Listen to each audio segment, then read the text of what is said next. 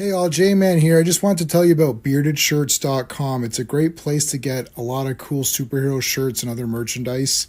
You can scroll, they've always got sales on. As you can see, they've got these really cool print all over shirts, which I really love.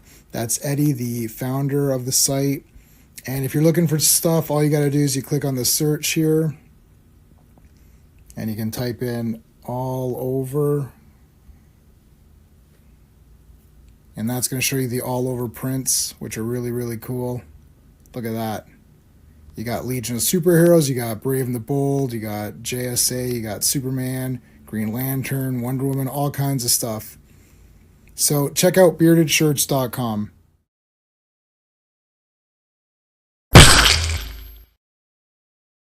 Hey folks, welcome to a special live stream. Today we're talking about Superman starring Christopher Reeve. No, we're not talking about that one. We're talking about Superman, directed by James Gunn, starring David Cornsweet and others. So there is a poll up for a rating system. You can only have 4 options, so it's either 2 out of 5 or less, 3 out of 5, 4 out of 5, or 5 out of 5. So let me know what you guys think in the poll there. Before we start, I got a great panel lined up, and once everyone gets a little bit of a chance to talk later on in the stream, I will let other people come in as well. But I want to let you know that tomorrow is the very final episode of Transformers Victory. We're doing the last few episodes, and Steve from Comics Asylum is going to join Sean and I again to complete Transformers Victory, and these last episodes are bloody fantastic. One of the coolest looking Transformers ever appeared. All of a sudden, I was like, I thought I had everybody ranked up, and then this guy showed up. And then that guy combines with another guy to make an even better guy. And we're also going to talk about Zone, which is, I guess you'd consider that the last, Sean, you can nod yes or no on backstage. That's the last G1 thing. Or yeah, okay, yeah. And then we are going to go to Beast Wars as well, but we're going to take a small break from Transformers and we're going to do Brave Star. So Brave Star is only going to be like 4 or 5 streams, and then we'll go right back to Transformers. Monday, of course, is Earth's Mightiest Monday, where we've got Quicksilver and Scarlet Witch return in a great little story here with this guy from another dimension who comes looking for a bride and looking to rekindle his son, basically. Really cool story. So that's going to be covered on Monday, Earth's Mightiest Monday. Looking forward to talking about these great 4 Avengers comics. They're going to be really fun. Throughout the week, I've got a lot of stuff coming down. On Tuesday, I'm going to be on Wrestling with Horror. We're going to be talking about Intruder, the horror slasher movie Intruder. Great movie. Danny Hicks, Bruce Campbell appearance at the end. Awesome movie. Wednesday, I'm going to be on the Action Elite talking about Collateral Damage, which is Schwarzenegger's movie. I haven't seen it since it's come out, so that'll be fun. Thursday, I'm taking the night off. And Friday, we're back with Star Wars. And this Friday, we're doing the Marvel Star Wars comics, the first 6 issues, which is the whole movie, the first Star Wars movie. Really looking forward to talking about those. Those are going to be great. All right, let's thank the channel members. And we've got some of the super friends are here with us tonight. Actually, we got a lot of super friends tonight. Okay, so Dan, who is backstage, Sean, of course, Steven, Brennan, Mark D, RR, who's also backstage, Philip Story, S182, Digger Jim, Just Joe, Quagnar, FK, GT James, and of course, Mike Alonzo, Clobberin Times. You guys can put a CT. I can tell you right now, he would not have liked this movie, guaranteed. Me and him were like pretty close on Superman, and I'm even nicer than he is on it. So he would not have liked this movie, guaranteed. So, anyways, but he would have been here with us to help to cope. We got this is the coping session that we've got going on. All right, let's start bringing in some of the folks. First off, I'll bring in Sean. Well, hello. I'm wearing the cape shirt today. Yeah, I haven't worn this in a while. So. Oh, I like that. That's good. It's cool. They're putting up a Superman poster. Yeah, the poster or whatever. Yeah. Pretty good. All right, let's bring Steven in. I'm bringing in all the ones that I have the proper intros, the regulars. Yeah. Okay. So Classic Comics has been on. So Classic, I'm gonna have to give you a different intro here because I'm saving the one for my buddy. What can we get? What can we? Let's just do the Conan.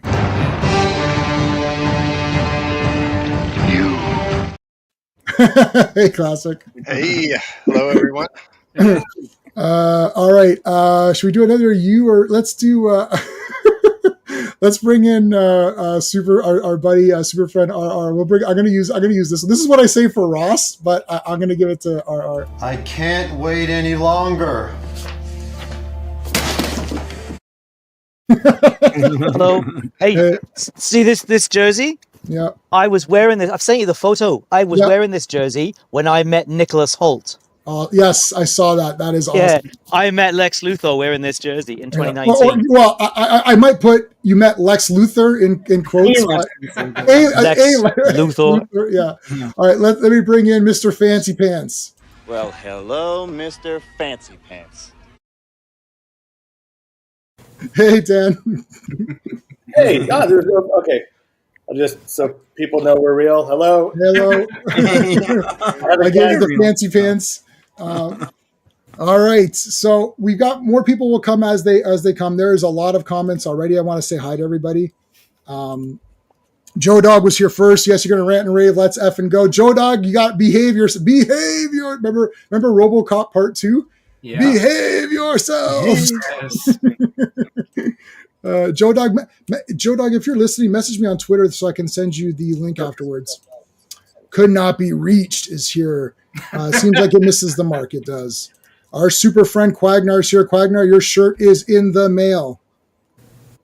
Could not be reached. Hail. Thank you guys. Skeptic. This is where the fun begins. Well, it didn't begin in Superman, so it can begin here.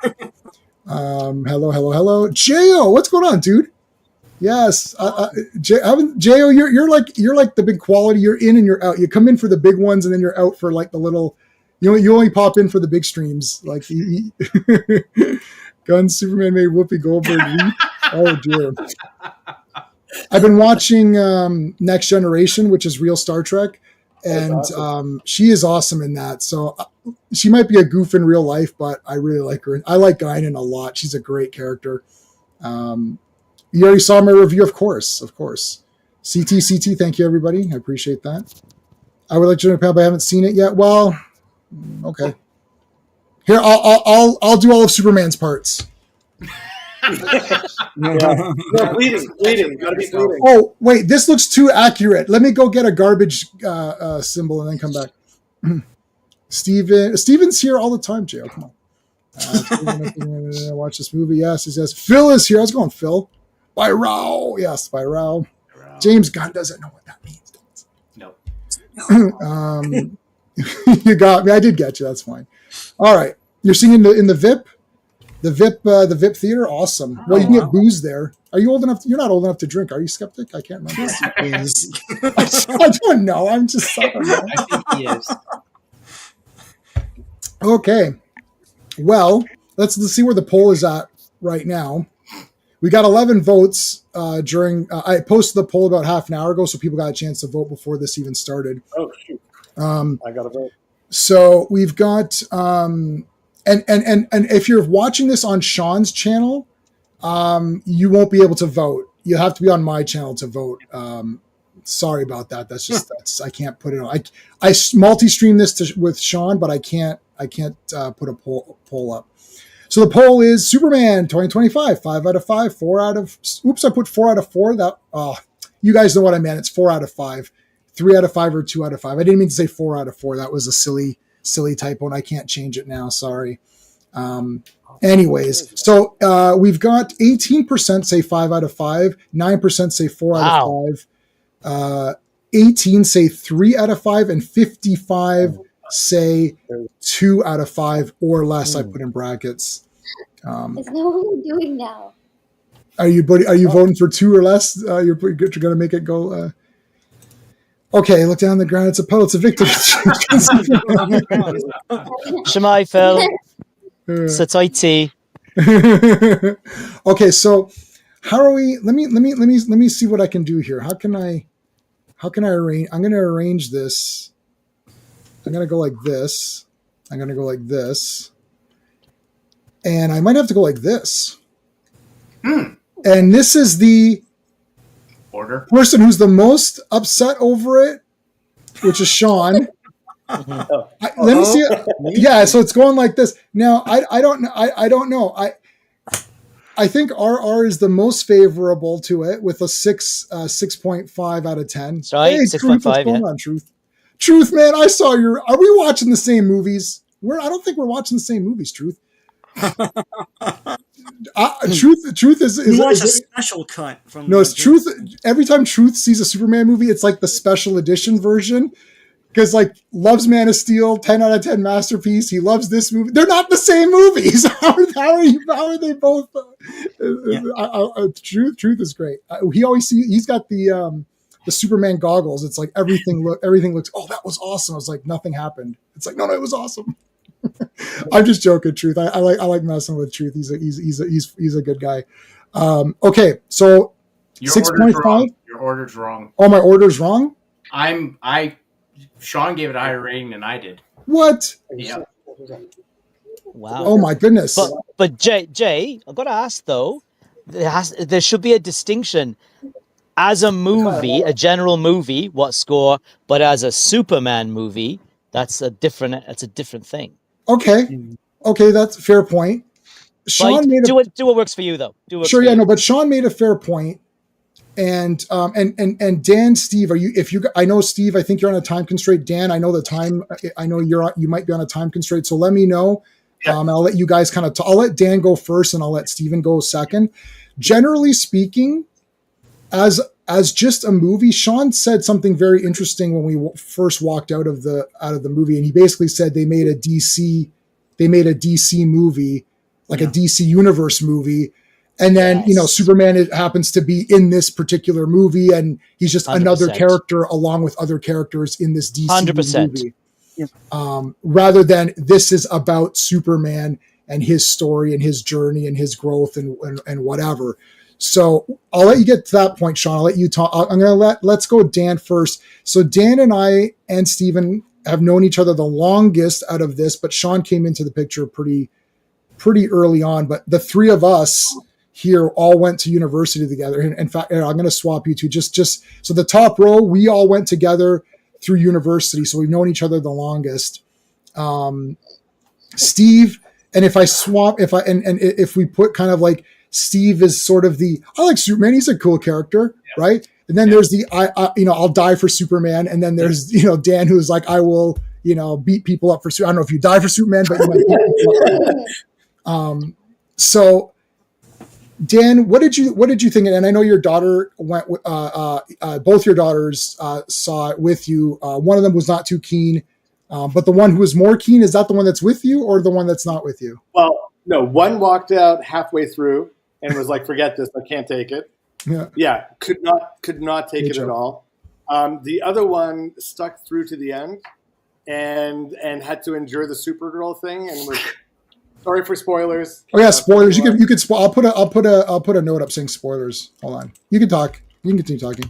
Okay. To say that it was favorable to anyone here, no, not favorable. Okay. Here's a big old pile of trash. There's this guy who used to do. Sorry. Yeah, this guy used to do reviews for these offers that you would get in this video game that Steve and I used to play. And he'd be like, "It's trash."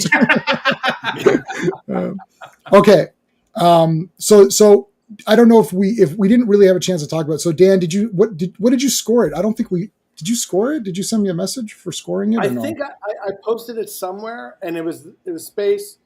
I don't know if it was 3.5 or 4. I think 4 is appropriate. Out of 10, right? Yeah, of course. Oh my gosh, yeah. Out of 10. Even out of 20, I'm not sure. But yeah, out of 10. All right, 4 out of 10. Okay, that's pretty low. Andrew, what's going on? Well, everybody knows that Supergirl's in this movie. I want to see Joe messaged me left a message on my video review Where Sean and I discussed this privately already, same exact thoughts. Man of Steel overcompensate or overcorrected for Superman Returns, saying Superman Returns, he didn't really fight anybody. It was pretty boring. There wasn't much action. Superman's kind of a deadbeat, right? He's kind of, doesn't do anything, gets stabbed in the back. Like, it's not really much going on. So then Man of Steel comes out and says, okay, we're going to bloody raise this to like infinity. He's going to destroy buildings and beat the crap out of everybody. And Smallville's annihilated. He doesn't care. He'll smash people into whatever he has to smash them into. So it way overcorrected it to the point of being like, whoa, like it's very actiony, and you're like, whoa, this is crazy. But like, it's almost like so destructive that like, it's like he doesn't care, and he's not. And then on top of that, he's trying to find himself, and he's 30 years old, and he doesn't know, who he is. So that's kind of silly. Now we got this movie where, he was too strong and crazy and destroying shit. So in this movie, he will lay down, guys, he was laying down, bloody, recovering, healing, resting for 90. That's not an exaggeration. I had my Batman watch on, which tells perfect time, by the way. But I had my Batman watch on, and it was legit 90 minutes. Back and forth. He would fight a little bit, then he'd get beat up and then have to recover. So there'd be like a 3-minute fight or something. The little kid held up the little kid held up a flag. Please tell chat. Please listen. Chat. Everybody on panel. Please listen to this for a second. The little kid held a flag. Superman, please come. Superman didn't come. He never did. He never showed up. No. Nope. How is anyone in chat, please, on this panel, please, how is this a pass? Please, Superman, please come. Please, we need you, Superman. He doesn't show up. Green Lantern comes in. Do you want to hear the defense? I've seen a defense of that. It's I don't garbage, agree with it. yeah. It's BS, but this is the defense that you'll find on social media. You ready? Yeah. Superman didn't need to be there because he inspired the heroes. Wow. I know. Oh, God. He inspired them, but then not so much. He inspired nothing. Yeah, Right. that's terrible. But that's what I'm hearing. That is the worst. If you walked into a court as a lawyer, your client would be found guilty without even going to jury. Chewbacca defense. Do that. Like, forget the jury. I'll say this is not going to work as a defense. Yeah. Okay. Now, next question for the panel. If they're going to make a Supergirl movie, which is going to be insufferable, but anyways, they're going to do a Supergirl movie. And let's say they do a Mr. Terrific movie. So in the Mr. Terrific movie or in the Supergirl movie, do you think Supergirl or Mr. Terrific is going to be beaten up, bloody, weak, and in bed for, let's even give it 30 minutes because he was 90 minutes. Do you think Supergirl is going to be beaten to a bloody pulp and left for dead and healing for more than half of their film? Or Mr. Terrific, do you think Mr. Terrific is going to be beaten up and made to look like a loser for 90 minutes? Why is it okay to do that to Superman, but not to do it to these? Because that would never happen, correct? Am I wrong in assuming that? Yeah. No, you're right. You're right. So what is this movie? Every time there was something cool that was about to happen, a lame joke comes in. So this kid prays for Superman. Superman doesn't show up. Green Lantern saves Barovia or whatever. So Mr. Terrific closes the portal and has the code for the gap or whatever. Jimmy Olsen gets the scoop, gets the dirt on Lex. Lois publishes the story, drives the ship, right? Gets everybody out of there. Hawk Girl murders in cold blood, by the way, which is like, I know that Hawk Girl is okay with killing, but would she murder someone like that? That's pretty messed up. It isn't just that she murdered someone. She murdered the president of a country. She murdered the president of a country in cold blood and laughed over it. who they said earlier in the movie is a strategic ally of America. Well, yeah. Okay. What about the kaiju? The government's not going to like that. Right. So he doesn't stop the kaiju, doesn't even save the kaiju. No, Terrific kills it. Kills it. I was like, I couldn't believe what I was watching. Yeah. Mm-hmm. So now, so to the positive people, what did Superman didn't even do nothing, right? So what did Superman do? He was a distraction. He was a sidekick. He defeated Ultraman with the help of the dog. Yeah, right? he defeats Ultraman, defeats Destroyer. What's her name, chick? Engineer. Destroyer, whatever. Fights all those flying guys that didn't do anything. He kills them. They didn't even do nothing. A minute or something. Neither. And he rescues Krypto and rescues Metamorpho's baby. There are saves, but like the overall save the squirrel. Don't forget the squirrel, Sean. Yeah, the squirrel. But like, don't forget Peanut. Yeah, the thing is, like, the overall threats of the movie he doesn't resolve. That's the problem. Like Lex Luthor, the Rift, and what's the other? All the countries, which doesn't make any sense. But hey, I think the issue. I mean, there's a lot of things you could go pour over this movie, but I think one of the main issues in this movie is that he spends the whole movie reacting rather than acting. He's not driving the plot in any way. It's more the characters around him. It's like Lois, Mr. Terrific, and Lex. They're the ones who are really driving the plot forward. And he mostly is just running around reacting to what they're doing. Right. And hey, Fatal J, how's it going, dude? I gotta disagree with you, my friend. It's not the comics. That's not the comics. It's not the comics, Fatal J. Not the ones I read. Not the ones that I read every week or whatever. It's not the comics at all. Oh, wait a minute.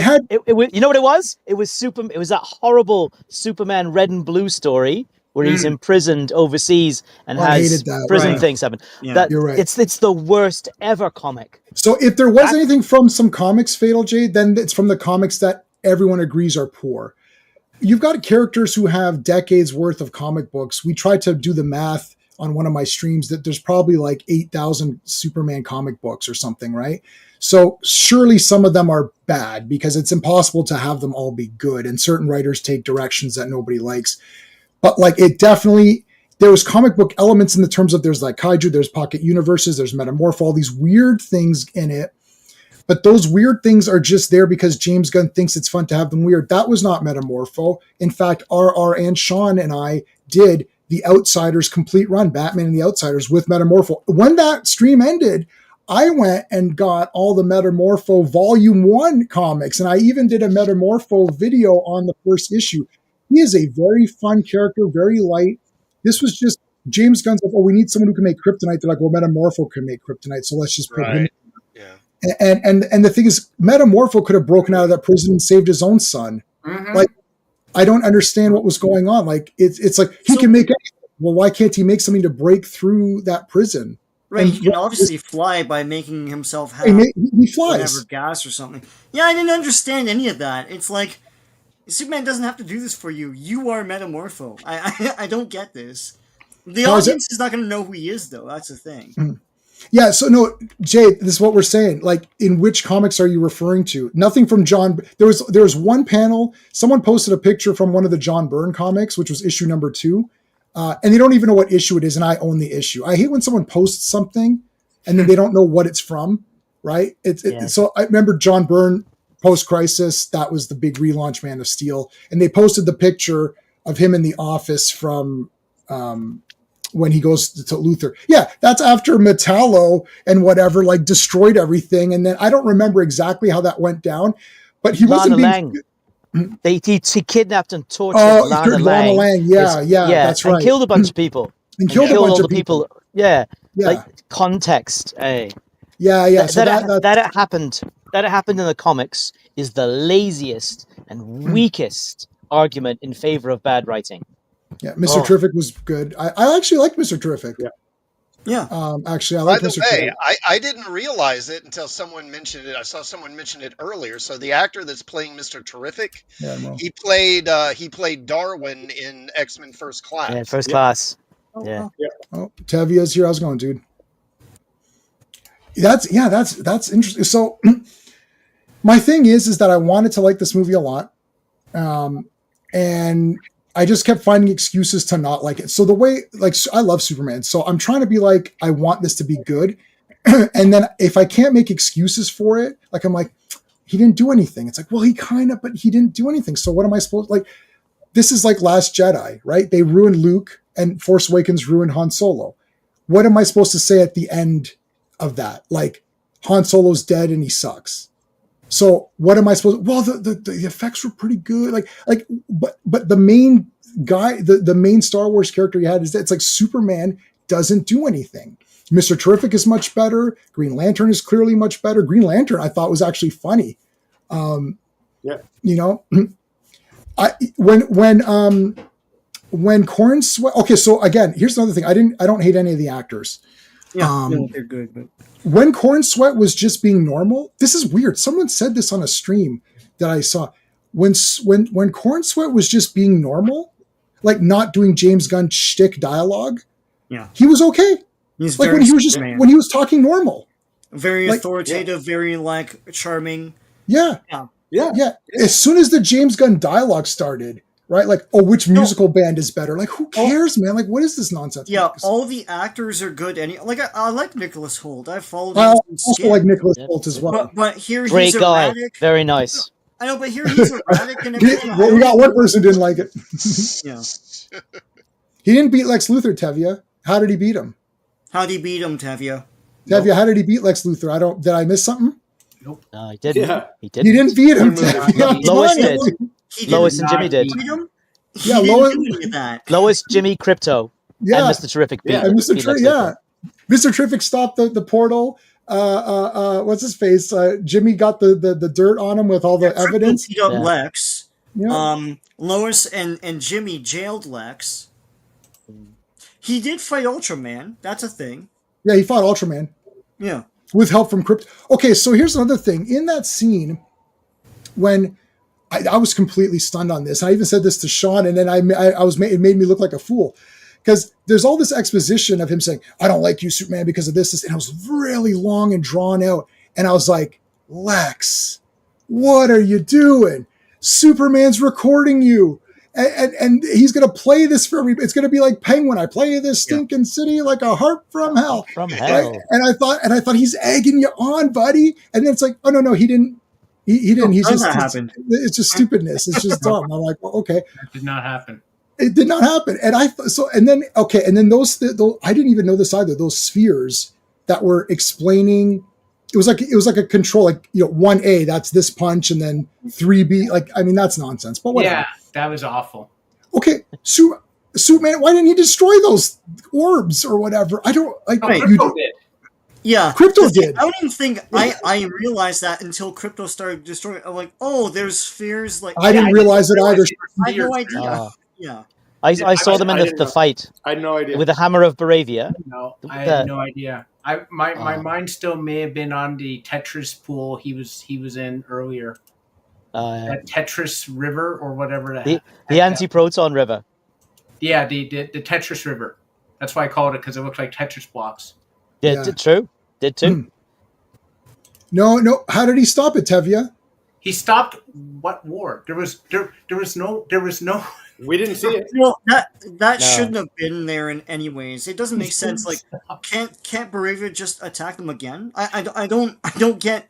What are you stopping? I don't understand. Here's the thing, guys. I'm sitting there watching the movie, right? Superman's lying in a crater. He's bleeding. Yeah, sure. He looks like a plushie with his overstuffed, costume. Sure. Okay, fine. Gets out. They bring him in. He was revived. He goes flying off because the camera's shaking while he's on a harness or whatever, because that's him flying now. So he's flying off, and think about, we're in the Arctic, so it's white. There is a single black character. She's wearing all black in the Arctic. We're not talking about New York City. In the Arctic. Right. Antarctic, mate. Antarctic. Thank you, R. In the Antarctic, walking towards your hidden fortress. You don't stop to be like, excuse me, why are you here? Why are you walking towards my hidden fortress? Yeah. No, You didn't see her. Didn't see her. So I'm like, Superman, didn't see the lone figure clad in black walking towards. You could see her from like You could see her. Yeah, I was like, okay. I remember you went like this, like right beside we're me. in. Oh yeah, I'm very animated. I'm like, oh No, Steve did. Steve. Yeah, I went. I was also going, huh? We're in trouble. Yeah, we're in trouble. Yeah. And then when he was sitting there doing the thinker pose like this, because he was depressed, because the 1,000 crazy monkeys did a bunch of tweets that was funny. At him. That was He's funny. sitting there like this. Oh, Lois, I'm depressed. Meanwhile, over his right shoulder, there's a monster. In Metropolis. Oh yeah, that whole thing. Oh, yeah, I forgot about that. That whole, yeah. And the Justice Gang's got it. Then why do we need you? But they kill it too. Like it's bleeding. Yeah, again, they kill it again. Yeah, they kill it. So wait, could not be reached. I can't remember if you saw it or not, but yeah, it's off screen. So it's saying that off screen he went and did stuff. Yeah. I don't really like this getting into someone's recording you on Twitter or whatever and posting your stuff and selfies saved the day. Like all her selfies saved the day. So actually, hey, Andrew, what's going on, buddy? Hey, man. You're not the only. No, you're not the only one who liked it. Love it. Yeah, a lot of people love it, so you're good on that one. Don't worry about it. Yeah. Superman is. I mean, he's back, sort of, but no. My favorite part is holding the flag up. Superman and Tevia, you were not here for this. Tevia and Andrew. He's holding up the flag. Please, Superman, please come and save us. And Superman doesn't show up.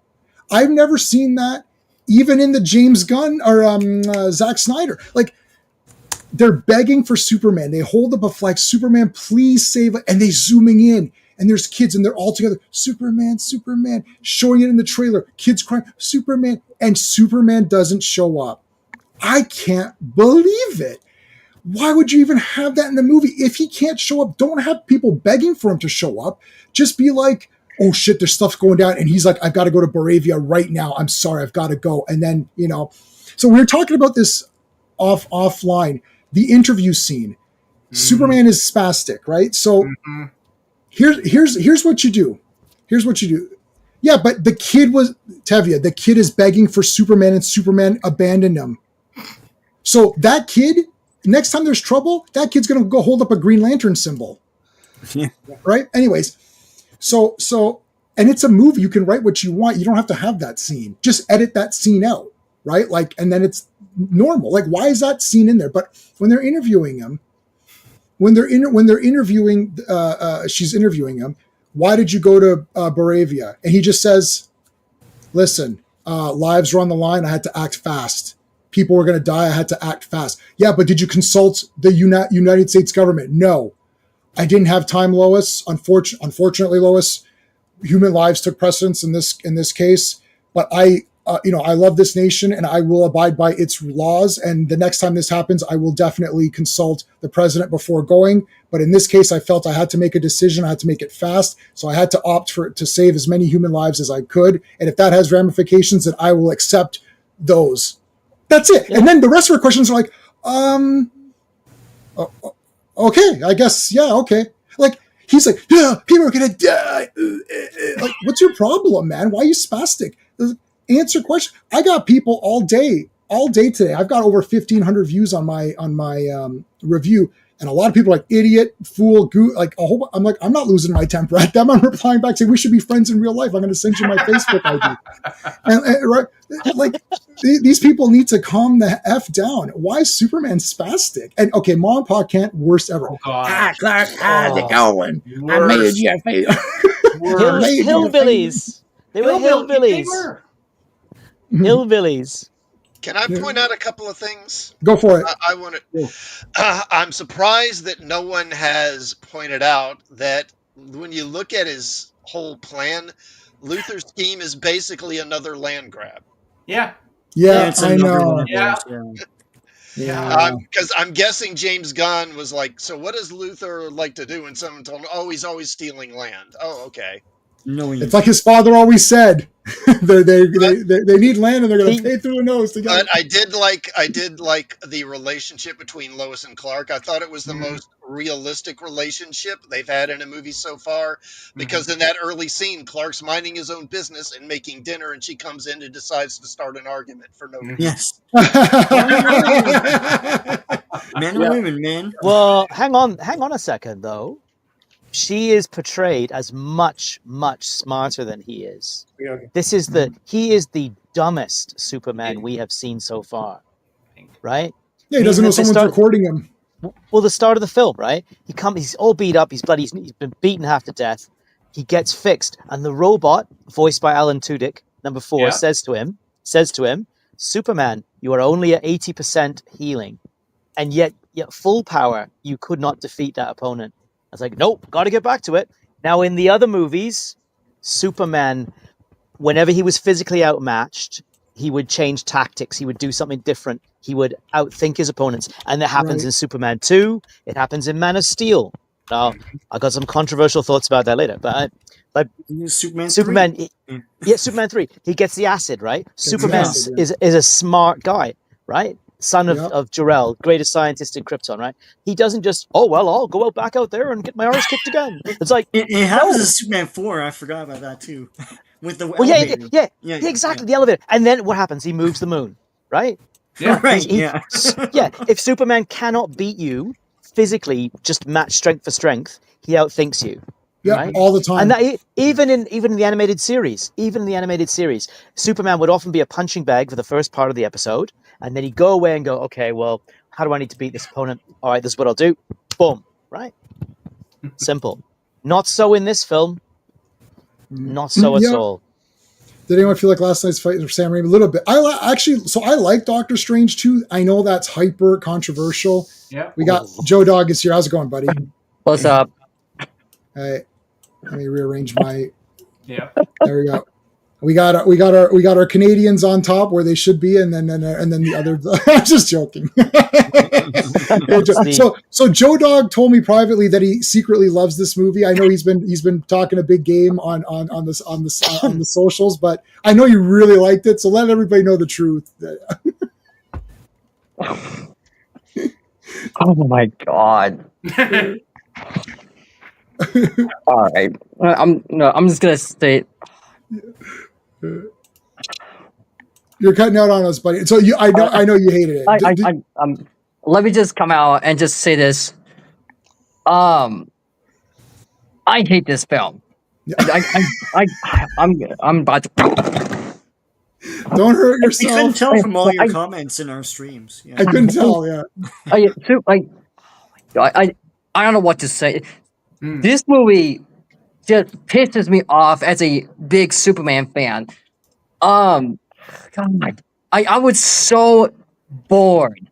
I was super bored. I did not see the Truth, Justice, and the American Way. Oh my god! Now, I need a freaking calm. You need to calm yourself. Okay, Joe. Yeah. It's all of the comic books are still there. You have a lot of comic books. They didn't take them away. So don't worry about it. It's still there. Yeah, there's your All-Star or whatever, right?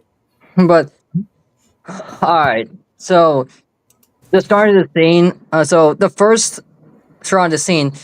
So Superman should not be like. You should have shown Superman showing a whole battle. Showing Superman the lost this battle because Superman is brilliant. You should have not let Superman have him fall down and just bleed. Just show him the freaking battle. And then this whole scene where Superman having an interview, why is Superman so frustrated at an interview? You should stay calm. Yeah, he needs to be stoic, right? And then and then I'll give it the good facts. Number one, Superman, voiced as David Cornsett, is really good as Superman. I have a lot of major problems. The costume sucks ass. Yeah, it sucks. Period. And I hate the logo. I hate the logo. Yes, it sucks. And the colors of the costume looks really good. And then, the coloring wasn't too bad, right? Yeah, and then Superman, like I really hate that Superman is just out here being as total freaking lazy. Like I hate that shit.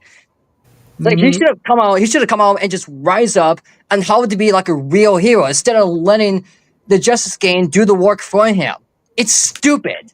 He should have made them. He should have made them look vastly. Here's what I thought. What was going to happen? I thought I was watching a normal movie. So in a normal movie, let's say they want to, and they want. So Superman is defeated. It starts off saying, "Okay, the battle. He had the battle. He's defeated." He gets up. He's like, "Okay, I got to get from his emotionless robots, which giggle and have emotion. But we don't have emotions except we have emotions. But okay, anyways, whatever."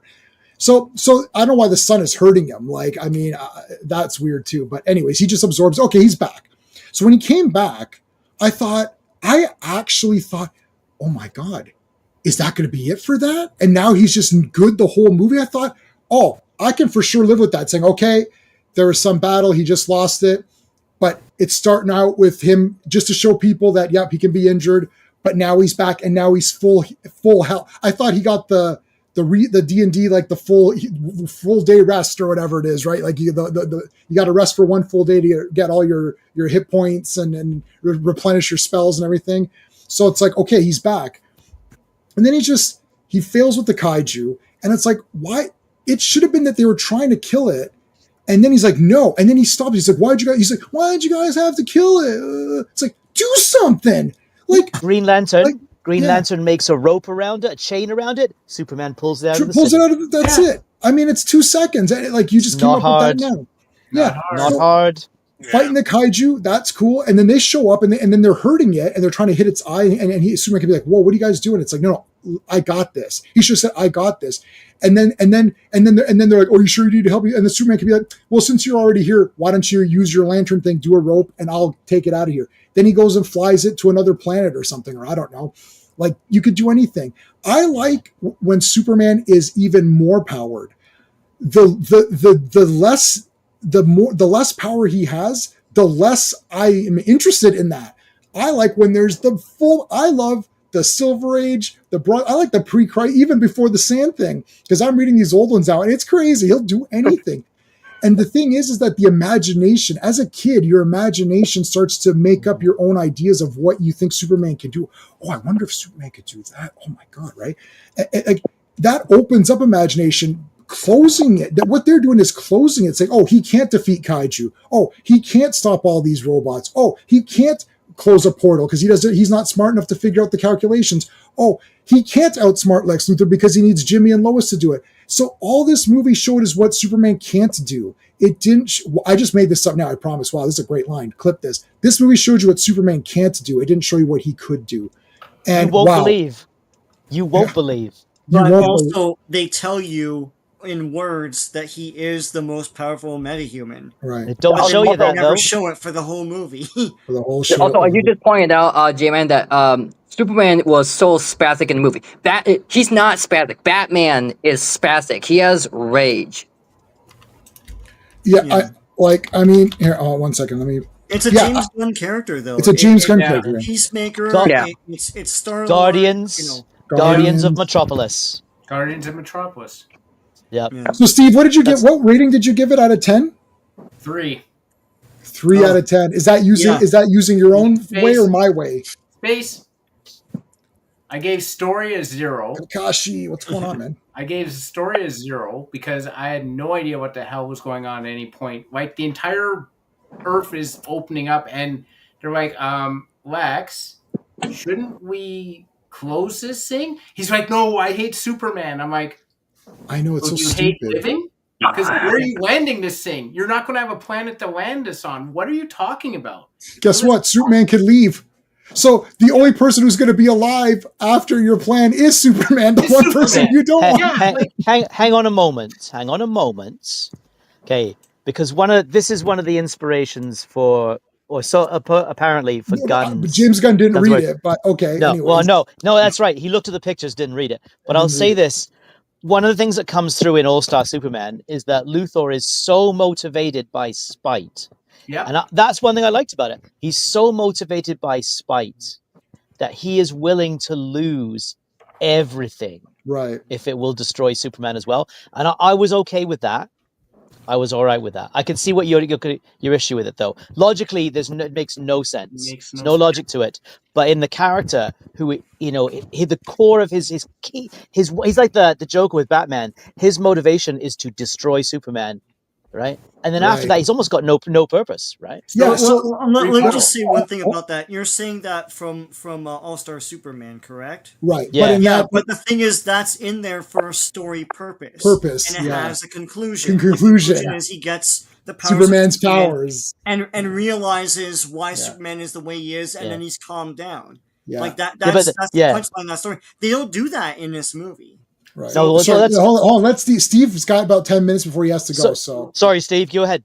Steve. So my rebuttal to that is, I agree with you, RR, and Nicholas Hoult. I didn't have a problem with him, but this was not a scary, menacing Lex Luthor. This was a petty Lex Luthor. This was a guy who would sweep pencils off there just so his underlings would pick it up. This is a guy who would lock up his ex-girlfriend because he was annoyed with her. This is not a, big plan Lex Luthor like All-Star Superman Lex Luthor was. This is a guy who would probably, if he saw like a old lady, he would just trip her. And I'm like, okay, cool. But this isn't big plan Lex Luthor. This is petty this is high school bully Lex Luthor. And it doesn't work for me. Yeah. So, story-wise, 0. Pacing, I'll give it 1. I wasn't bored. It was a decent runtime. At least I didn't get the whole backstory again. So that's fine. Artistry, 1. I hated the Tetris pool. I hated some of the effects. I didn't like the costume. Everything else looked fine. Characters, 0.5. The only one I liked was Mr. Terrific. No one said this yet. Jimmy Olsen sucks in this movie. He sucks actually a lot. He's got this beautiful girl who is putting herself in danger and giving him all sorts of information. And he's like, oh, I don't know if I can spend a weekend with you. And they kept going back to him. And I'm like, why is this happening? Why do we keep going back to Jimmy Olsen? And B, why is this about his reluctant relationship with Eve Tessmacher? What is going on? This is not funny. A, this is not funny. And B, this is kind of putting him in a bad light. Like, she's giving up everything, and he doesn't. He's like, oh, I don't know. I'm like, really? I thought everyone except Mr. Terrific said, I hated Hawkgirl. I hated Green Lantern. Lois was fine. Superman didn't do anything. Ma and Pa Kent was an obviously elitist coastal viewpoint of middle America. Congratulations, James Gunn. I didn't like anyone. And then enjoyment 0.5. I liked the Mr. Terrific parts. That's it. And he got the pop, yeah. And I did not like Krypto. I hated Krypto, actually. I hated him. I hated Krypto. I thought he was annoying as hell. I love Krypto. I was fine with Krypto. You guys are all if you own a dog, listen. We have to accept comments from the dog community. That's fine. This is the dog loving community. Steve and I are on the. He's a bit too uncontrollable, and I found that annoying. But, okay, hold on. Let me get the super chat. Thank you so much, KeyJX, for the $5. I really appreciate it. Key is saying, I'm not sure if it's a man or a woman, but he is saying that why is Superman so scared of Krypto Superdog dressed in armor? Because he's Krypto Knight. No, that is awesome. I'm gonna give you the how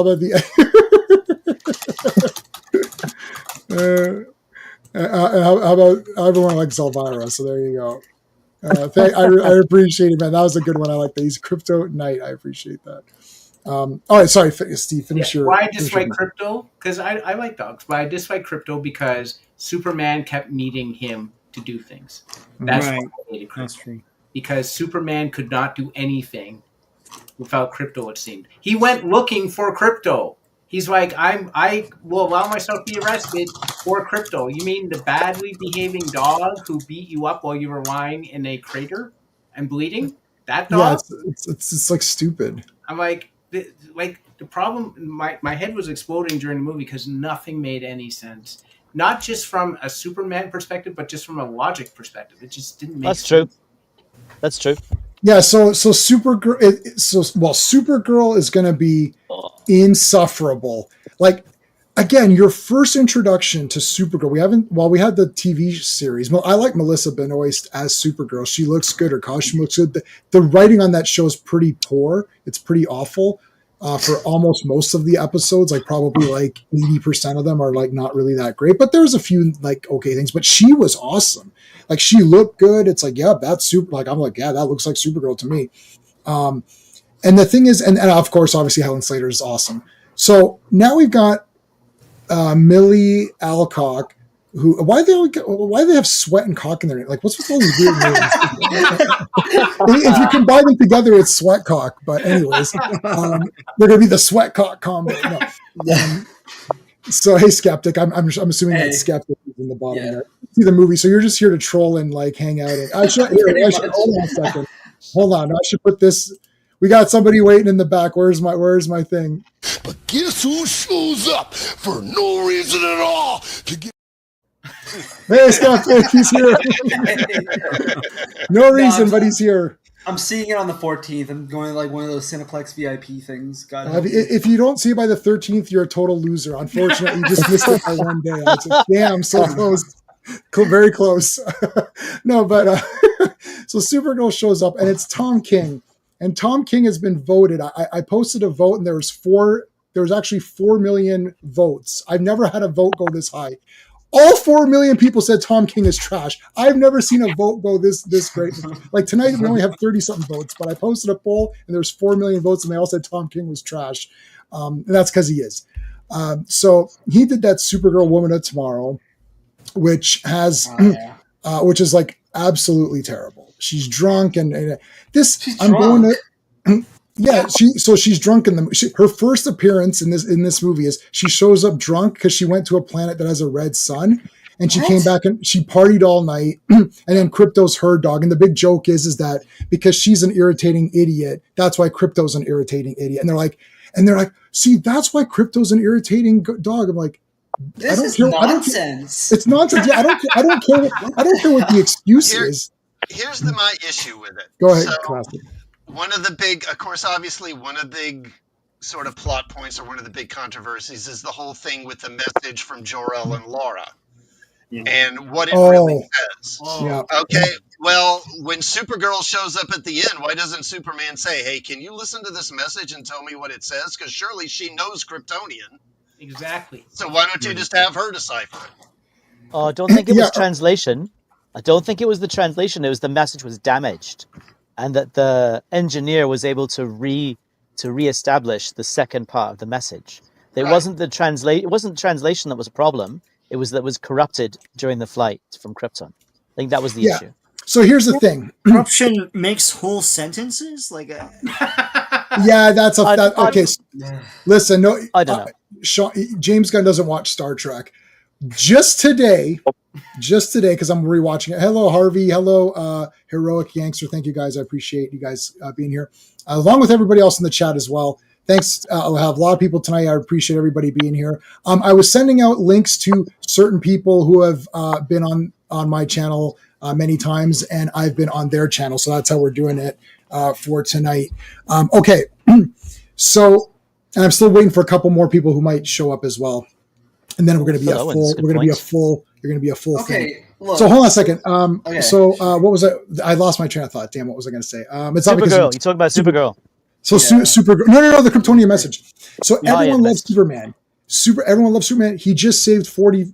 A bunch of people, right? And then on their phone, they get random two people who they've never seen before. It's this man and woman who they've never seen before going, and then the translation says, humans are trash and Superman wants to kill all of you. Is this true, Superman? No. Be the king. It's like, okay, here, this. Let's insert real world stuff.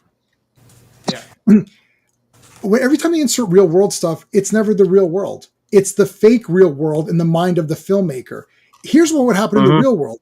There would be a videotape of that, and half of the humanity would be like, see, I told you Superman was always bad from the beginning. I always said that. And then half the people say, this is fake. It's AI generated. This is not the real Fake translation. news. I don't believe it. It's fake news. Fake news. They'd say it's fake news. And guess what? It is fake news. Because if that's the real message, then James Gunn is a complete piece of garbage. If that's, and they didn't clear this up. Having Jor-El say that you should go there and rule everybody is absolutely outrageous. He's a scientist. He would never say that. It's like, that's a big time super fail. Like, that's bad. It's pretty obvious that James Gunn cribbed that from Invincible. He saw some episodes of Invincible and decided to stick that in. Oh, Rebirth, though. In Rebirth, the Rebirth Jor-El was not a great character, though.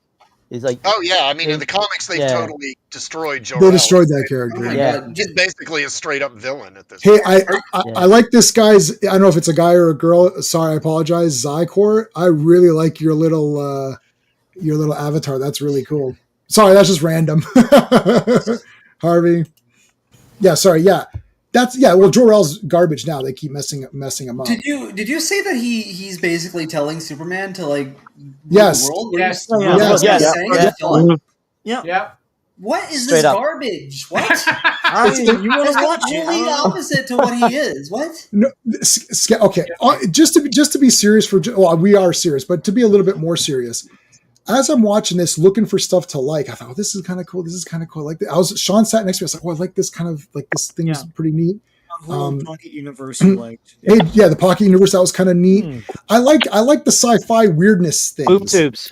Hey, it's Joe boom Dog. tubes. That's awesome. Boom tubes. Yeah. Boom tubes. Yeah. There Boom you go. tubes. Ooh, pretty good. Nice. There's some of mine over there. And I do have the dreaded black costume there. So, hello, Peter. Thank you for coming on. Appreciate you. We guys give the movie out of 10. I give it a 5 out of 10 because I'm the nicest person. Sean gave it a 3 out of 10. No. Yeah, I gave the same as Steve. And did you give it a 3.5 or 4? Yeah, so mine fell at 3, and it's the same scoring as Steve. Yeah. Okay, so I can't 5, 3, 3. Skeptic is trolling, so he didn't even see I'm putting you on the bottom. Joe Dog, what did you? Oh, Joe Dog, are you giving it 0 out of 10 for real? Come on, that's crazy. It's not worse than Eternals or Black Panther 2 or like, come on. It can't be that bad. It's worse than Captain America: Brave New World. It's a very low bar. No way. No. Actually, Captain America: Brave New World is worse than Superman. Yeah, come on. Let's not lose our minds. It's like that's a really dumpster fire movie. Because that movie's boring too. There's nothing cool in that movie. It's boring, but everyone's kind of intact. They don't know what to do with Sam Wilson. That's the problem. But yeah. All right. Well, the problem is it was a Hulk movie, but they stuck. It was a Hulk movie, and I don't know what they cut out for it to do that. It's like the plot doesn't revolve around him. Which is kind of with this too. Yeah, it's a DC, as you said, Sean. It's a DC movie. I want to say one thing about this film. Just on the whole, this is supposed to be the beginning of a brand new. It's a reboot of the DC universe. One second, Sean. Steve. Oh, Steve, you have to go. Okay, he's gone. Yeah. All right. Yeah. Continue. Yep. It's a reboot of the DC universe on film, and they're trying to add like the new DC universe. Sounds like the MCU. Well, that's what I'm saying. Nothing's changed here. This movie embodies everything that people have been complaining about with superhero movies, especially the MCU movies, but also the DCU movies that died. In that, like, they overstuff it with characters. Superman gets nerfed in his own movie because now that you have all these characters, you gotta make them shine, right? So then, they all resolve the conflict and everything. It's a convoluted mess. They shove too many threats in here for spectacle's sake, and nothing holds up. Like, this is a very messy, very convoluted picture. Like, I don't know how anyone's coming out. Like, James Gunn does the trick of putting pop music at the end, or at least like his brand of garage band.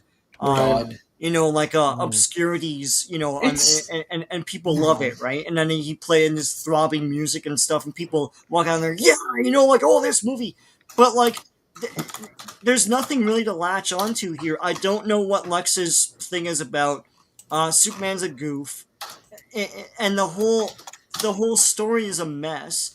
My problem with the countries thing, it doesn't make any logical sense, but also just visually it doesn't work on screen. Like, they always cut to a dirt pit somewhere, and there's like 40 extras. It's like that Lurampur or whatever. And it's like 40 people that live there, and they all have like Halloween costumes, and they have pitchforks. It looks awful. Like, they could have done something more with that.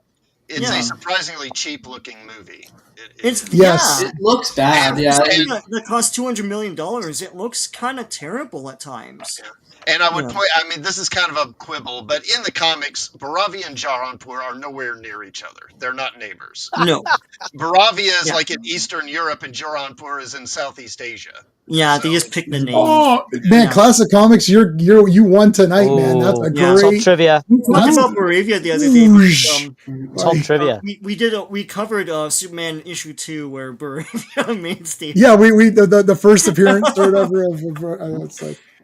Created by Stephen Schuster. That's right. Do you think that Heroic Gangster is saying? Do you think it was sort of like a passion project, and he just wanted? Well, it's the passion of Superman.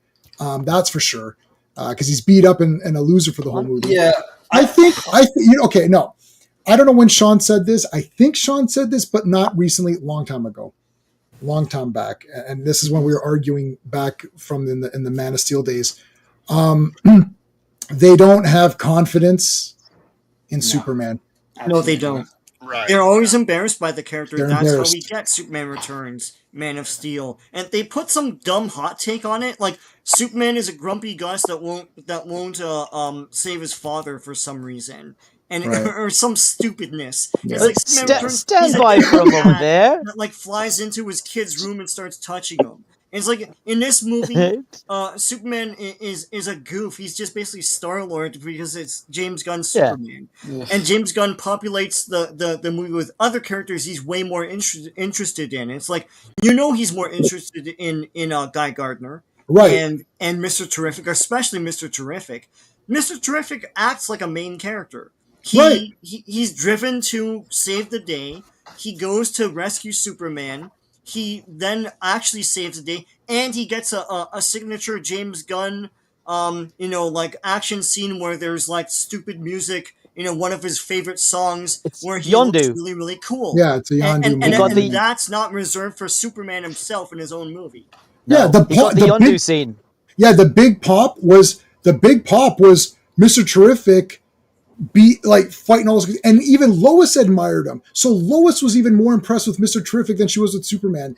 And Harvey, I've got to ask. So for the positive people in the chat, there's a lot of people that do like this movie a lot. My two questions are: question one, or statement one. The little kid in Boravia is holding up the sign. They're all holding up the sign together. They wrote Superman and they put up like, please, Superman, come and save us, please, please. And they're begging and they're crying. And Superman doesn't show up. Green Lantern shows up. So who's the hero in the eyes of those kids? Green Lantern.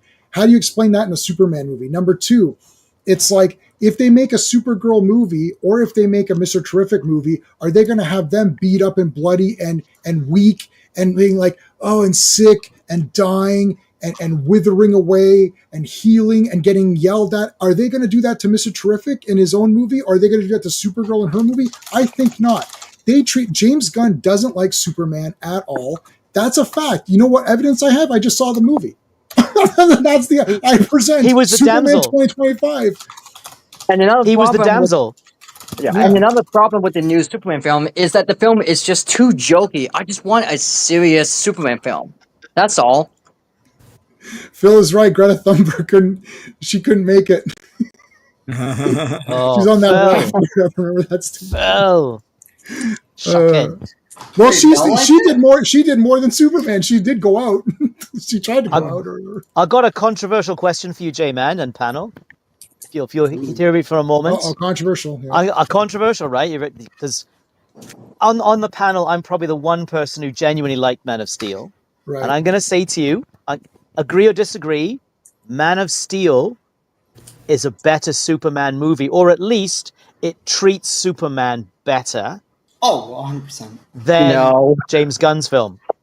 No, 100%. So, I think so someone asked me this yesterday. So here, let me give you the bottom. First of all, Superman Returns is still my worst. Now we're left with these two. There was a sale on for Amazon Prime, whatever, they had a sale, and I was upgrading some of my movies. So this was one, because I've got the Ultimate Blu-ray, but I got the 4K of this, I got the 4K of Man of Steel, and I got the 4K of the extended Batman versus Superman, the full one, the 3 hours or whatever. So I've never seen the full 3 hour BVS. And Man of Steel, I've only seen 2 times, once in the theater where I loved it, second time where I hated it. So given it's been a while now, it's like, time heals all wounds, right? So it's coming in a couple of weeks. I'm going to do Man of Steel, like 4K, 65-inch TV. I got surround sound. Like, it's 5.1. It's not 7.1, sorry. But anyways, I'm going to watch it proper. Again, fresh eyes. Let's see what... Because I liked Henry Cavill. I even like this corn sweat guy when he's talking normal. And I liked Brandon Routh when he was normal. And I liked Brandon Routh when he was in the CW Kingdom Come costume. I thought he looked good. So I liked all the 3 actors, but Superman Returns is boring and garbage, and Man of Steel is just stupid, and this movie's stupid. So now I have to see what I think, because Superman being a deadbeat dad and stalking Lois and stuff is the worst version of Superman. That's and then he's weak in that. He's also weak in Superman Returns. So to me, that's out. That's easy. I mean, I like the plane scene, but but whatever. Anyone can do that. Yeah. So now we're left with 2 guys. I think that Henry Cavill looks like a better Superman than Corn Sweat. However, I liked Corn Sweat's attitude when he was just being normal in this movie, like when he was just talking normal, not doing James Gunn dialogue. That's not what I'm asking you. What I'm asking you is it better? It doesn't treat the Superman. I know which one treats him better. Who saves the day in Man of Steel? No, Man of Steel is about Superman and he wins. Yeah, but it's like a fake Superman. So here's the thing: we've got fake Superman winning. So okay, I guess fake Superman winning is better than fake Superman losing. Well, yeah, does that make sense? I totally respect what you say about Corn Sweat. I quite liked him, and as you say, he does capture a lot of Superman's attitude. Like, he's a nice guy, and he saves squirrels, but at the cost of him being a loser in every other aspect of like as a superhero, he's a bit of a failure, really. Yeah, he's a failure. But if you read the beginning, it says he saved a bunch of people, but they never showed it. Yeah, show don't tell. Like, come on. Yeah. What do I mean by fake Superman? I mean all the Supermans we've gotten since Christopher Reeve. I know. I will say, like, when J-Man first saw Man of Steel, he really loved it, and I hated it. But not more. But wait, hold on. Wait. But before that, Skeptic, I had to delete every video because it wasn't monetized. Hold on. But I never loved Man of Steel more than any of the Christopher Reeve movies. No. Because I don't want people to say that. I know, but I don't want people to think that was my top favorite Superman movie. That was my 5th favorite. I did not, I did not like Clark Kent watching his dad die. No, nobody does. I hate it, even I hate that. We thought about it, and then I don't know. I feel bad because I feel like I hate it so much that J-Man saw it my way. But like, watch it again. I don't know. No, I'm gonna watch it again. I still don't like it. I don't like his attitude. I've seen it many times. I don't like his attitude about things. That's all. Yeah. But he does save the day. But I feel like they just pushed him through the motions. Like, I don't know what they were trying to do with that character in that movie. I just wanted to compare the 2 films. I mean, I don't want us to turn into a Man of Steel defense stream. I just wanted to hear your reaction to this film versus that film. And they both got lots of things wrong with them, right? But I was wondering, because to me, Man of Steel is the better Superman film because Superman's actually the main character, actually wins, and he wins by being smarter. It's not going to touch 1978. Nothing can, right? No. If anything, this movie proved to me that 1978 will never. I saw it in the cinema when I was 7, right? Yeah, I saw it like when it was there. And I come out, they say, oh, well, that movie wasn't for kids. This movie's for kids. It's bollocks. Because I come out of that cinema at age 7 going, oh, it was the best thing ever, right? Yeah. You know? So nothing can touch 78. And I want to make this clear too, because this has been accused. I've been accused of this as well. It's like, oh, you guys aren't going to be happy, blah, blah. I love a lot of the James Bond movies, and this is going to be a James Bond stream. Like Sean Connery was kind of the best James Bond, but I love Roger Moore a little bit more. I'm not married to Christopher Reeve for life. It's not till death do us part. It's like he's the best because he's literally still the best. Like they're not getting close. I'm not saying he can never be beaten. If someone's better, please, because I'm not going to not like the person. I don't trade up. Like once Roger Moore starts being James Bond, I don't say, oh yeah, this guy's way better. F Sean Connery. I don't do that. I'm like, Sean Connery. I love George Lazenby. That's my favorite James Bond movie. That's Australian. Yeah, I know that's terrible, but what are you going to do? But like, well, at least you have you're British. The first British guy was Roger Moore, right? So Roger Moore's the best. But anyways, but look, geography. Scotland's part of Britain. Yeah. I like Timothy Dalton a lot. Welsh, I like best James Bond. I like Pierce Brosnan also. So it has nothing to do with me saying I'm going to be stuck with Christopher Reeve and nothing's going to beat it. Christopher Reeve wasn't wearing a movie costume. He was wearing the real Superman costume. Yeah. You're like, oh yeah, that's Superman. I've been doing some experiments. I went to Gemini AI and I went to Chat GPT AI or whatever, and I create an image of Superman. All right. Every one of them was Christopher Reeve, like that costume. AI can't get it perfect every time, but some of them were like exact. And I was like, wow, I can't get. I got one Henry Cavill. I forgot what prompt I gave it just to see, like, what does Gemini think Superman is? And it's the Superman. It's the Chris. They didn't do any. So even the AI knows, even the Terminator knows, Skynet knows what the real Superman is. They're like, oh, that's the real Superman. So Tevye, when I say fake Superman, that's what I mean, the fake one. This is a king. That's the real Superman. Yeah. Well, Sean, it's wow. That's a great. That's the giant like omnibus of triangle. Oh my god, that's awesome, buddy. Yeah, nice. Hey, Papa Smurf, how's it going, dude? So that's Taranko cover. Yeah, that's Jerry Ordway, isn't it? Ordway? Yeah. Oh, is it the Eagle one? Yeah, he usually does bigger. Nice. He usually does bigger. Also a good one. Yeah, Volume 2 is coming out in a few months. Wow. Hell yeah. Anyways, so that's the way I like. This is the real S. This is the S. Like if you lined up when they did that thing where all of the comic book people, when everybody went to go see they went to the James Gunn thing and they took a picture of everybody all together. They're all wearing this S. Nobody was comics guys. Yeah, they're wearing that goofy other one. And someone keeps saying, it's not even an S. It's just a line. It's like and they keep saying it's Kingdom Come. It's like I know, but Kingdom Come had a point. Just like they're saying, oh, Lex Luthor is spiteful. There's a point in, and so James Gunn read All-Star Superman, thought, oh, that's what Lex Luthor always is. No. The post-crisis Lex Luthor is the more intelligent one, right? But Superman is not stupid. This is the other thing, too. This is a Frank Miller thing. Frank, you're my buddy. I love Frank Miller, but you did me a dirty on Dark Knight Returns, which is a great comic, but you keep making Superman seem that he's stupid. And all of a sudden, everyone thinks, "Oh, Superman's stupid." No, he's not. He can read a book in 1 second.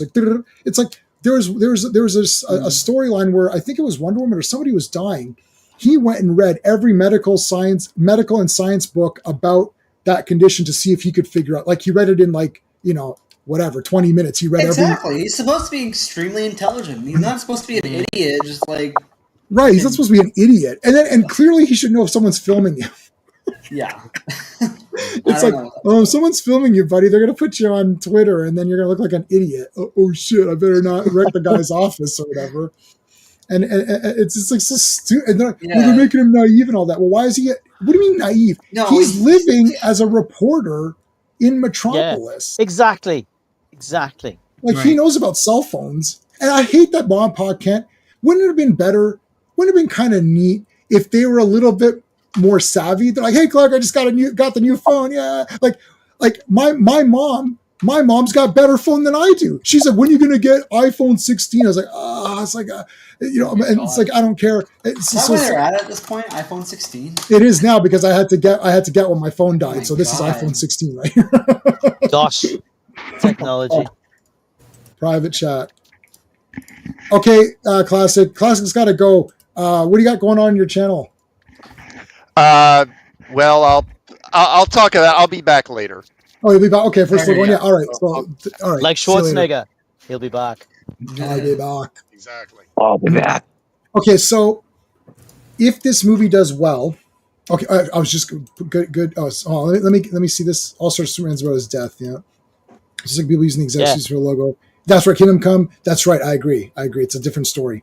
I'm just wondering if future Superman was going to be such a big superhero appearance for like. Yeah. Okay. So there's a whole Rose Gallery they've never touched. Brainiac. Where's Brainiac? Yeah. Where's Brainiac. Mongo? Where's Metallo? Oh yeah. Silver Banshee. There's all sorts of guys. Parasite. Perfect villain for a film. Parasite and its concepts like the Battle City of Kandor. What about James Gunn as a villain? Oh wait, we already got that. Yeah. He didn't was it we discovered Jim Shooter created Parasite? Yes. Jim Shooter. That's right. Rest in peace. What a legend. Did you not know? I thought we all knew that. Like he created a Parasite way back in the 60s, Yeah. I doubt they'd ever do Mr. Mistleplik. Mixie's Pitlick. What'd you guys think of? Did anyone watch? I thought this wasn't too bad. Oh, Krypton, the show. Krypton, yeah. No, the Brainiac bits the Lobo bits were hilarious. The Lobo bits were. He looked pretty good, eh? Like, remember this Brainiac is great. Another thing. Yeah. Yeah, I got season 1. Yeah. Yeah. CW Krypton. It's not bad. Yeah. It's not terrible, but it's not great, but it's not bad. Right, like this didn't make me barf. I actually thought, that looks kind of good. Like, remember, it's a TV show, so keep your expectation. Like, it's not unlimited. And it was Sci-Fi Network, so it was like $5. Yeah. Like it's like they had a $5 budget or something. Looks pretty good. Like it looks like doesn't look too bad. Not bad. They had Lobo was on there too. Yeah, season 2 Lobo's in it. Watch the Lobo scenes. He's really really funny. Yeah, like not beyond garbage. Is that the actual costume in the show? That was a show. Yeah. That looks so good for especially like a budget like that. Wasn't too bad. Watch the Lobo scenes, especially how they depict Lobo's healing. It's really funny. Go on YouTube later and have a look. It's worth your time. He still has the right S. He still has the right. No, he still has the right S, so it's automatically better. That show was pretty decent actually. I hate it. Well, it got really bad, but yeah. Well, the last season was an improvement. It started off well, went downhill, and the last season was a correction. They got rid of all the crappy side characters, focused on the main characters. Yeah, my friend said killed that Superman, too. Brought him back. They squeezed a bit too much in, like with Doomsday and whatnot. I'll tell you what, though, season 3, the live-action Bizarro that appears in season 3 of that is the best Bizarro we've seen live action. Yeah, my friend Dan, who was just on here earlier today, he said that season 3 is pretty awful, but there's a couple of cool things. But season 4, there's quite a lot of cool things. Yeah, he said like 4 So I'm going to watch them. I've got them all on Blu-ray. I saw the first 2 seasons already. I'll watch season 3 and 4, so I'll watch them. But this was like, when I saw this, I thought this is like not too bad at all. I thought this is kind of neat. Oh yeah, no, I love that costume. Absolutely, it's totally. You know what he says? You know what he says? When some kid says to him, "Nice my costume," mom made it. He says. Yeah, my mom made it. It's super humble. I love it. Yeah, this was like not too bad either. Yeah, live action Bizarro. That was. You know what? The Superboy Bizarro looked like Bizarro from the comics. Oh, Superboy Bizarro was awesome. Like they made his face look like segmented and Yeah. That's not too bad. Superman and Lois, so Papa Smurf is saying he liked that. Bizarro was pretty good. Ultraman is Bizarro, right? Ultraman's Bizarro. I guess he'll come back from that spoilers, guys, from that black hole. Black hole. Bizarro, yeah.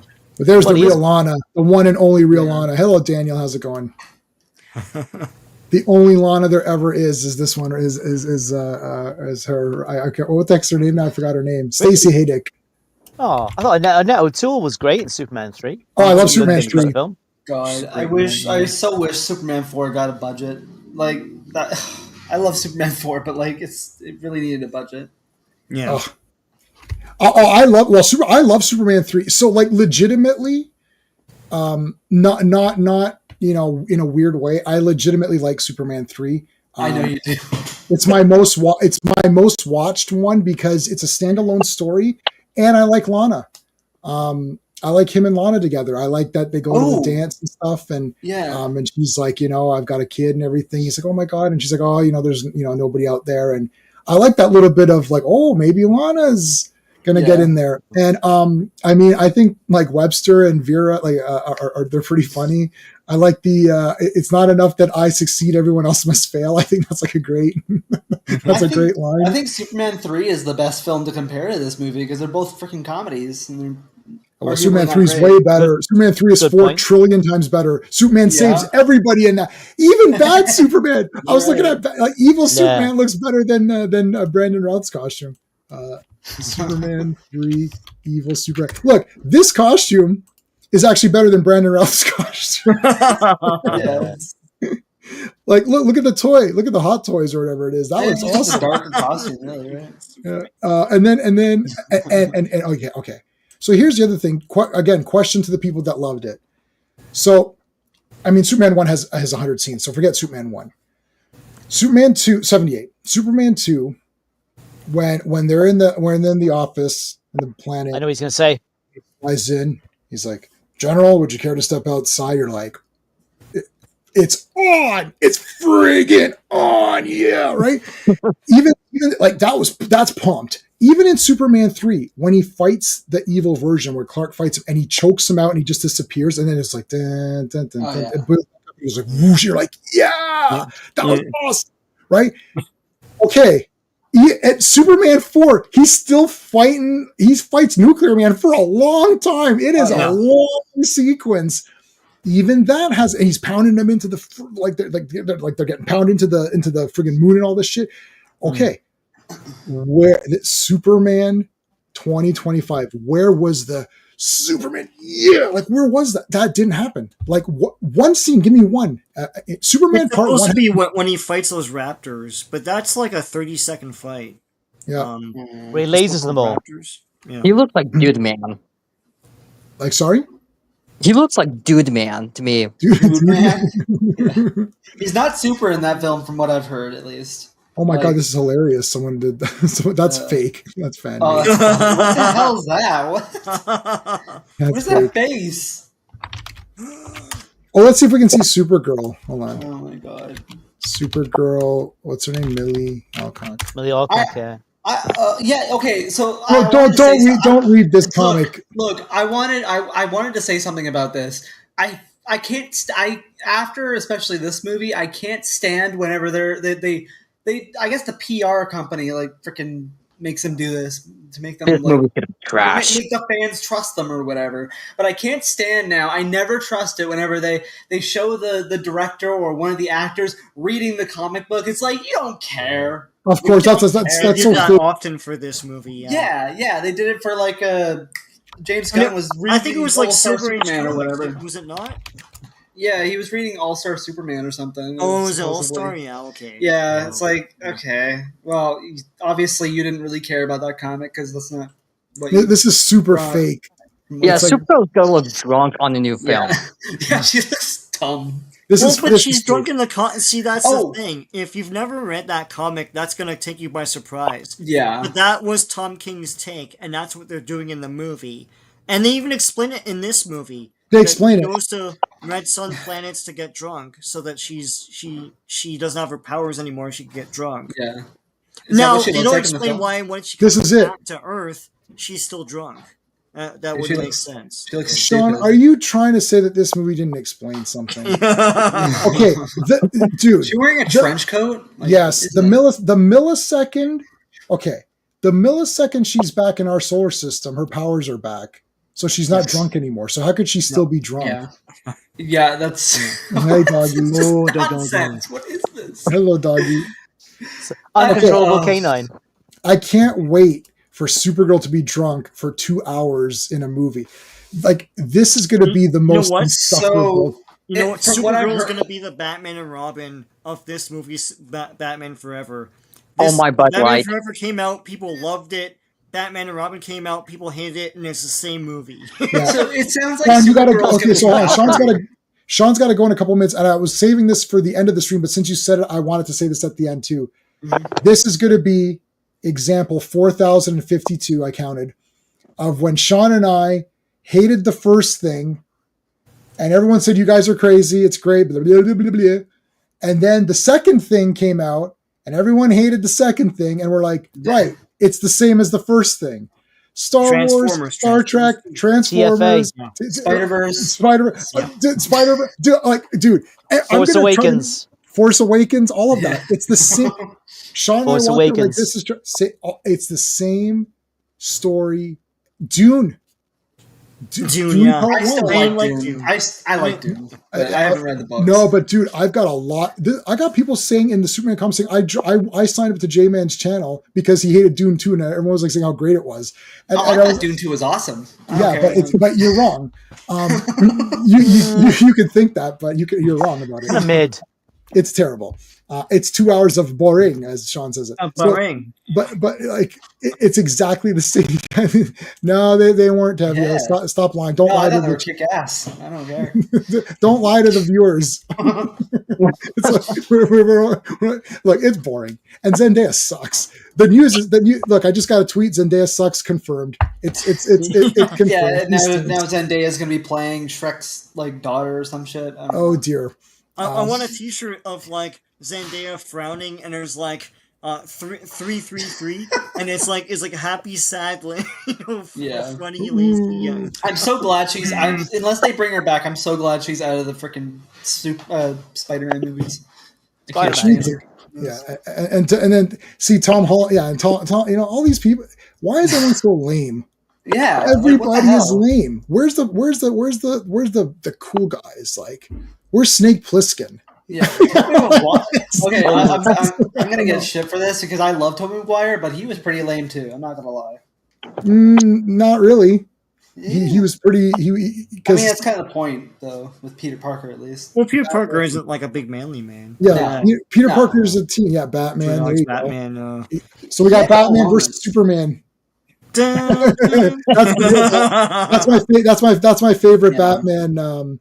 That's my favorite Batman logo. Like that, what you're wearing there. How do you even fit Batman into that? The world of DC where we've just seen. How are you going to fit Batman into that? Well, it's in the comics too. Like the comics are like big and boisterous and sci-fi, and Batman's around. So let's see what they do with that. But that will be a version of Batman closer to 66 than anything else. Right. Yeah, it's got to be... I mean, it could still be 80s Batman, but it can't be the Batman. Like, that's too far to the realism. That, right. Yeah. They're gonna make it like 60s Batman, but they're gonna make it worse. They're gonna make it bad 60s Superman somehow. Phil, whoever told you the soundtrack is ass, and it's garbage. an affront to John Williams. I swear to God. Yeah. Phil, whoever told you that lied to you. It's outrageous. I can't believe someone lied that badly to your face. It's awful. There's only two options. You do John Williams or you don't do it. Like, don't do John Williams, then put your little stupidness into it. It's like, we don't need, it's like you sit down you're having a steak, then you're having a steak. Either give it to me or not. Don't give me a steak and then cut half it out and then put like but it's only one part of it. Like put tofu in. I love the Man of Steel theme. The Man of Steel theme's awesome, but it's different. It's really different. Okay, Sean, do you got? All right, guys. The only thing I'll say is that I do want this to be a success, so that there's a new era of Superman out there. It looks like that probably won't happen because the box office here is on par with Lilo and Stitch, and that movie didn't get to $1 billion. I feel like Warner Brothers wants $1 billion. It got close to it, so we'll see. But yeah, look, this is like Transformers. Everyone loved the Transformers movies. They're nothing like the Transformers. But what happened was it put Transformers on the map of pop culture. We got a lot of cool Transformers things for G1 fans, so that's cool. And I hope that this is a success for Superman finally. We get more sequels and he's in the pop culture again, or not. The worst case is that we don't have Superman movies for another 15, 20 years, and I can enjoy my comics in peace, and everyone just F's off, right? So, anyways, take care, everyone. All right, if see you tomorrow, enjoyed the movie, good on you. Anyway. All right, later. Have a good one. Take care, Sean. So we've got, I can't believe it's Cock and Sweat, which just makes me so funny. My dad was making fun of it, like Corn Sweat's name, like the first time. Yes, Sweat is his name. I love it. Now, David Corn Sweat was in a really great movie called Pearl. That's the thing, though. Like Henry Cavill and Corn Sweat, both they could be. They have so much potential to be great Superman. I bet. Like there he is, but they just have the worst scripts. Like it sucks. Yeah. Brandon Routh, I'm sure he could be a great Superman. Yeah. Oh yeah, no, Brandon Routh is good. Yeah, so David Corn Sweat was in this movie Pearl with Mia Goth. This is awesome. This is a great movie, by the way. Anyways, he's in that. I was like, oh my god, it's the guy from Pearl. I'm like, really? That guy's gonna be Superman? I just watched X this week. Really good movie. Oh yeah, X. Yeah, part 1 of that. Yeah. Did you watch the other ones? I have not watched Pearl. So it's Pearl is a prequel, and then Maxine continues. I actually liked Pearl the best out of the 3. I can't believe when I'm hearing whenever I watch those scenes so far of like how Superman talks. He's like, "What the hey, dude?" Like, it's kind of cringe. Flash felt too. I can't stand it. Shadow books. It's a good point there. That is a problem that DC has. Tevye didn't like Maxine. I liked Maxine. I saw it in the theater. And Pearl is a prequel. Yeah, Pearl's a prequel to that. I hate how it's called Superman, just in general, because I thought it was going to be called Superman Legacy, but they changed it to just Superman. So now I have to say, Superman 78 or Superman 2025 or whatever. Yeah. It's like, what's the girl's name? Lois Lane is Rachel something. Rachel Brosnahan. Brosnahan. Yeah. You know what? On the ticket. On my film ticket, it says Superman Legacy. Oh my god! Does it really? Oh my god! Yeah, can you see it? That's actually really funny. I can see it. Yeah, here I'll make it full. That's so strange. Why didn't they call it that? I remember I was watching a commentary on. I don't should have called it like Superman Man of Tomorrow or Superman Man of Tomorrow is what I would have called the Superman film instead of Superman Legacy. Yeah, I'm waiting for the next reboot of Spider-Man where they call it Spectacular Spider-Man. I love Spectacular Spider-Man. Yeah. It's the S. It's the S&S. Spectacular Spider-Man. I feel like it's great. I like that. I thought she was okay. Yeah, well, she's well served by the story. Actually, this is one of my gripes. Because I'm going to say Man of Steel. Man of Steel, Superman saves Lois 3 times. In this film, he doesn't save Lois at all. She saves him. Yes. Well, in Man of Steel, he also kind of destroys her business, like her workspace. I mean, she absolutely destroys the buildings everywhere and almost murders people. He does not destroy the buildings. The evil Kryptonians and Zod do that, and the Air Force fighter planes that crash into them by engaging an enemy over a city. So you watch that. I've seen that film many times. Imagine if that film released in 2001. You don't want to get into it with me on that one. Well, I don't want to get into me. I like Man of Steel. Don't get me wrong. I like Man of Steel. I'm just making fun of the buildings crashing. It's funny. In 2025, right? There are so many things that happen in Man of Steel that are heavily criticized, and they were in this effing movie too. I agree with that point. Like the buildings, the rift causes buildings to fall like dominoes. Yeah. Right? Now I get they had time to evacuate. They evacuate a city in 10 minutes because you just can do that, right? But yeah, they evacuate the city, but the buildings are falling like dominoes. Tons of destruction. Superman picks a fight with the Hammer of Baravia in the middle of the city. Gets thrown into the ground. I agree. That's all. Superman gets put in handcuffs. Same thing. How many things? There are so many things in Man of Steel that are in this effing movie as well, and everyone's like, "Oh, it's fine. Oh, it's not and the thing is, I'm a consistent person. I don't like any of it. I don't like it whether it was in this movie or in Man of Steel, but I'm consistent about it. But okay, so Daniel, I'm not sure if you're still. I don't know if you were here earlier. My thing is that the little kids in Baravia are praying for Superman. They make a flag, and Superman doesn't show up. Green Lantern shows up. So there, he overshadows. So, because Daniel's saying he doesn't feel that the Justice Gang overshadowed Superman. The Justice Gang took out the kaiju. Mr. Terrific closed the portal and stopped the rift. Jimmy Olsen, who's not even in the gang, got the dirt on Lex Luthor. Lois Lane published a story, used the spaceship to get everybody out. Rescued Superman. Rescued Superman. Hawkgirl and Hawkgirl killed the president or whatever, which is not a great thing because, whatever. But Superman defeated with the help of Krypto because he couldn't do anything on his own. He defeated Ultraman. But the Justice Gang did everything. My biggest gripe was that I was waiting for Superman to show up in Boravia. I was like, the kid's like, Peter, please, Superman. And then Superman shows up. Yay, it's Superman. He's here. That was supposed to be the big hell yeah. They put the flag up, Superman, please, please. And then dun, dun, dun, dun, whoosh, comes out. It's like, yeah. No, that didn't happen. He didn't show up. It's like, and then people say, when I say this, they say, well, in the story, they need Superman here. You're writing a story. You can write anything you want. Superman can quickly close the rift and then quickly go to Baravia. Like you can write whatever you want in a story. It's supposed to, when you write a story, you're supposed to think of the people who are reading it or watching the movie. What do you want? Audience. Yeah. So as an audience member, I'm sitting there thinking, it's not the movie. I love Daniel, but the movie's not called Group Effort. It's called Superman, right? It's not called It's not called Superman and the Justice Gang or the Justice Gang featuring Superman. It's called Superman. And James Gunn kept telling everybody, they're only going to be on the side.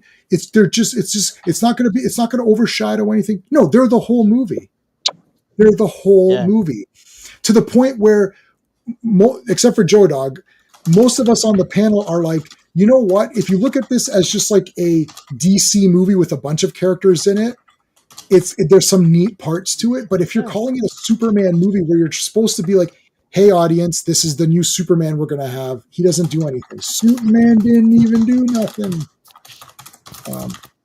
They did the majority, yeah. So did you like this? Did you like, what's the, let me see, live action Lois Lane. Let's get them. Can we get them all? Oh, here we go. Is this everybody? Yep. That was. I mean, they look good. I mean, I don't think there's any that look bad. So we've got the serial. We got the George Reeves show. Yeah. And Margot, Lois, and Clark. Oh no, they're missed. Oh no, they've got her. This is Superman and Lois. Man of Steel. This is 2025. Smallville. Smallville, and Lois and Clark. Yeah. I mean, they're not bad. Terry Hatcher. Who's the best out of this? Terry Hatcher. Everyone picks Terry Hatcher because of looks, right? I didn't mind this this girl in the TV show. Yeah. I don't know her name. Oh, is that Elizabeth Tulloch from Tulloch? She's in Grimm. She was in Grimm. I thought she was okay. Actually, I didn't mind any of these. Really. She looked like Lana. What's her name? The redhead? Yeah. I mean, she looked, what the hell's her name? Amy? Ooh, Amy Adams. Amy Adams. Amy Adams, yeah. Definitely the best actress to play Lois Lane. Bosworth? You mean really? Kate Bosworth, the surfer from Blue Crush? Oh, yeah. I do like surfing. Yeah, Amy Adams. Yeah. Margot Kidder's the best, yeah, obviously. But, well, I don't know. I have to rewatch the George Reeves series. I have it all on DVD, but the George Reeves Superman show was actually on the Rot DVD list. So I have to check to see if mine are rotted or not. DVDs rot. Yeah, it's rot. I don't know if you guys got careful. a rot list. Look at if you're a collector of DVDs like I am, you better check the rot list. I know WB is really bad with that. With specifically HD DVD. Yeah, I know HD DVD is very irrelevant, but I collect some of it because I'm crazy. And me too. Really aware of WB. Hell yeah. Yeah, I got you. Do you Brothers DVDs or HD DVDs are really prone to it. Or do you need the rot list? I don't know if you're a big collector, but I've got the rot list if you need it. Well, I've got probably about 400 or so DVDs of things over the years, right? Gosh. I'll put it on the drive for you. Oh, cool. That'd be great. Thank you. I'll grab it. I'll put it on the Super Friends drive. I'm putting it on right now. Oh, brilliant. I'll have a look later. Yeah, there you go. It's on there. It's on there. Yeah, so there's a rot list of DVDs. So George Reeves' Superman is on the rot list, man. So that's really upsetting. I've got to rebuy all of those. Good. James Gunn should have gone for Superboy. Krypto would have fit like a glove. I love Superboy. That's one of my biggest collections. Superboy Volume 1. I can't show comics anymore on here because of that site's gone, but like I don't have I think I have a lot of them. Oh, I've got see this series? I got the entire series of this, all of it. Why can't you just wear the costume? What's with the black shirt? I know that's like a big thing now. No, that's not Superboy. That's Connor. This is the real Superboy. Is this the real Superboy? Is Clark Kent as a kid? Yeah. Not Connor. Do people then have separate ratings? This just because you talked about this just as a film, a comic book film, and this as a Superman movie. Because I would argue it is one of the worst Superman movies, but a decent comic book film. What the hell? I guess so. I guess I could say if we're looking for positives, it's got okay. Look, it has a lot of neat things. I like all of the sci-fi weirdness, pocket universes, and having that grid of prisoners, and there's all these different kind of prisoners in there that are kind of neat. I think that was all kind of cool. I like that Lex Luthor has a bunch of like meta-humans that are like kind of his henchmen. That's kind of neat. But yeah, I have it. You love that you have that issue of Superboy. Yes, awesome. Nice. Yeah. So, yeah. But the thing is that like, unfortunately, it doesn't have the only character that I like outside of in the movie that's in there is Superman, and he's treated the worst. It's not like when they did what was the one called? Oh, Black Adam. Like they had Dr. Fate. Fate. He was great. Yeah. Hawkman. Hawkman was I thought Hawkman was awesome. Yeah. Dr. Fate stole the movie. He was great. Oh yeah.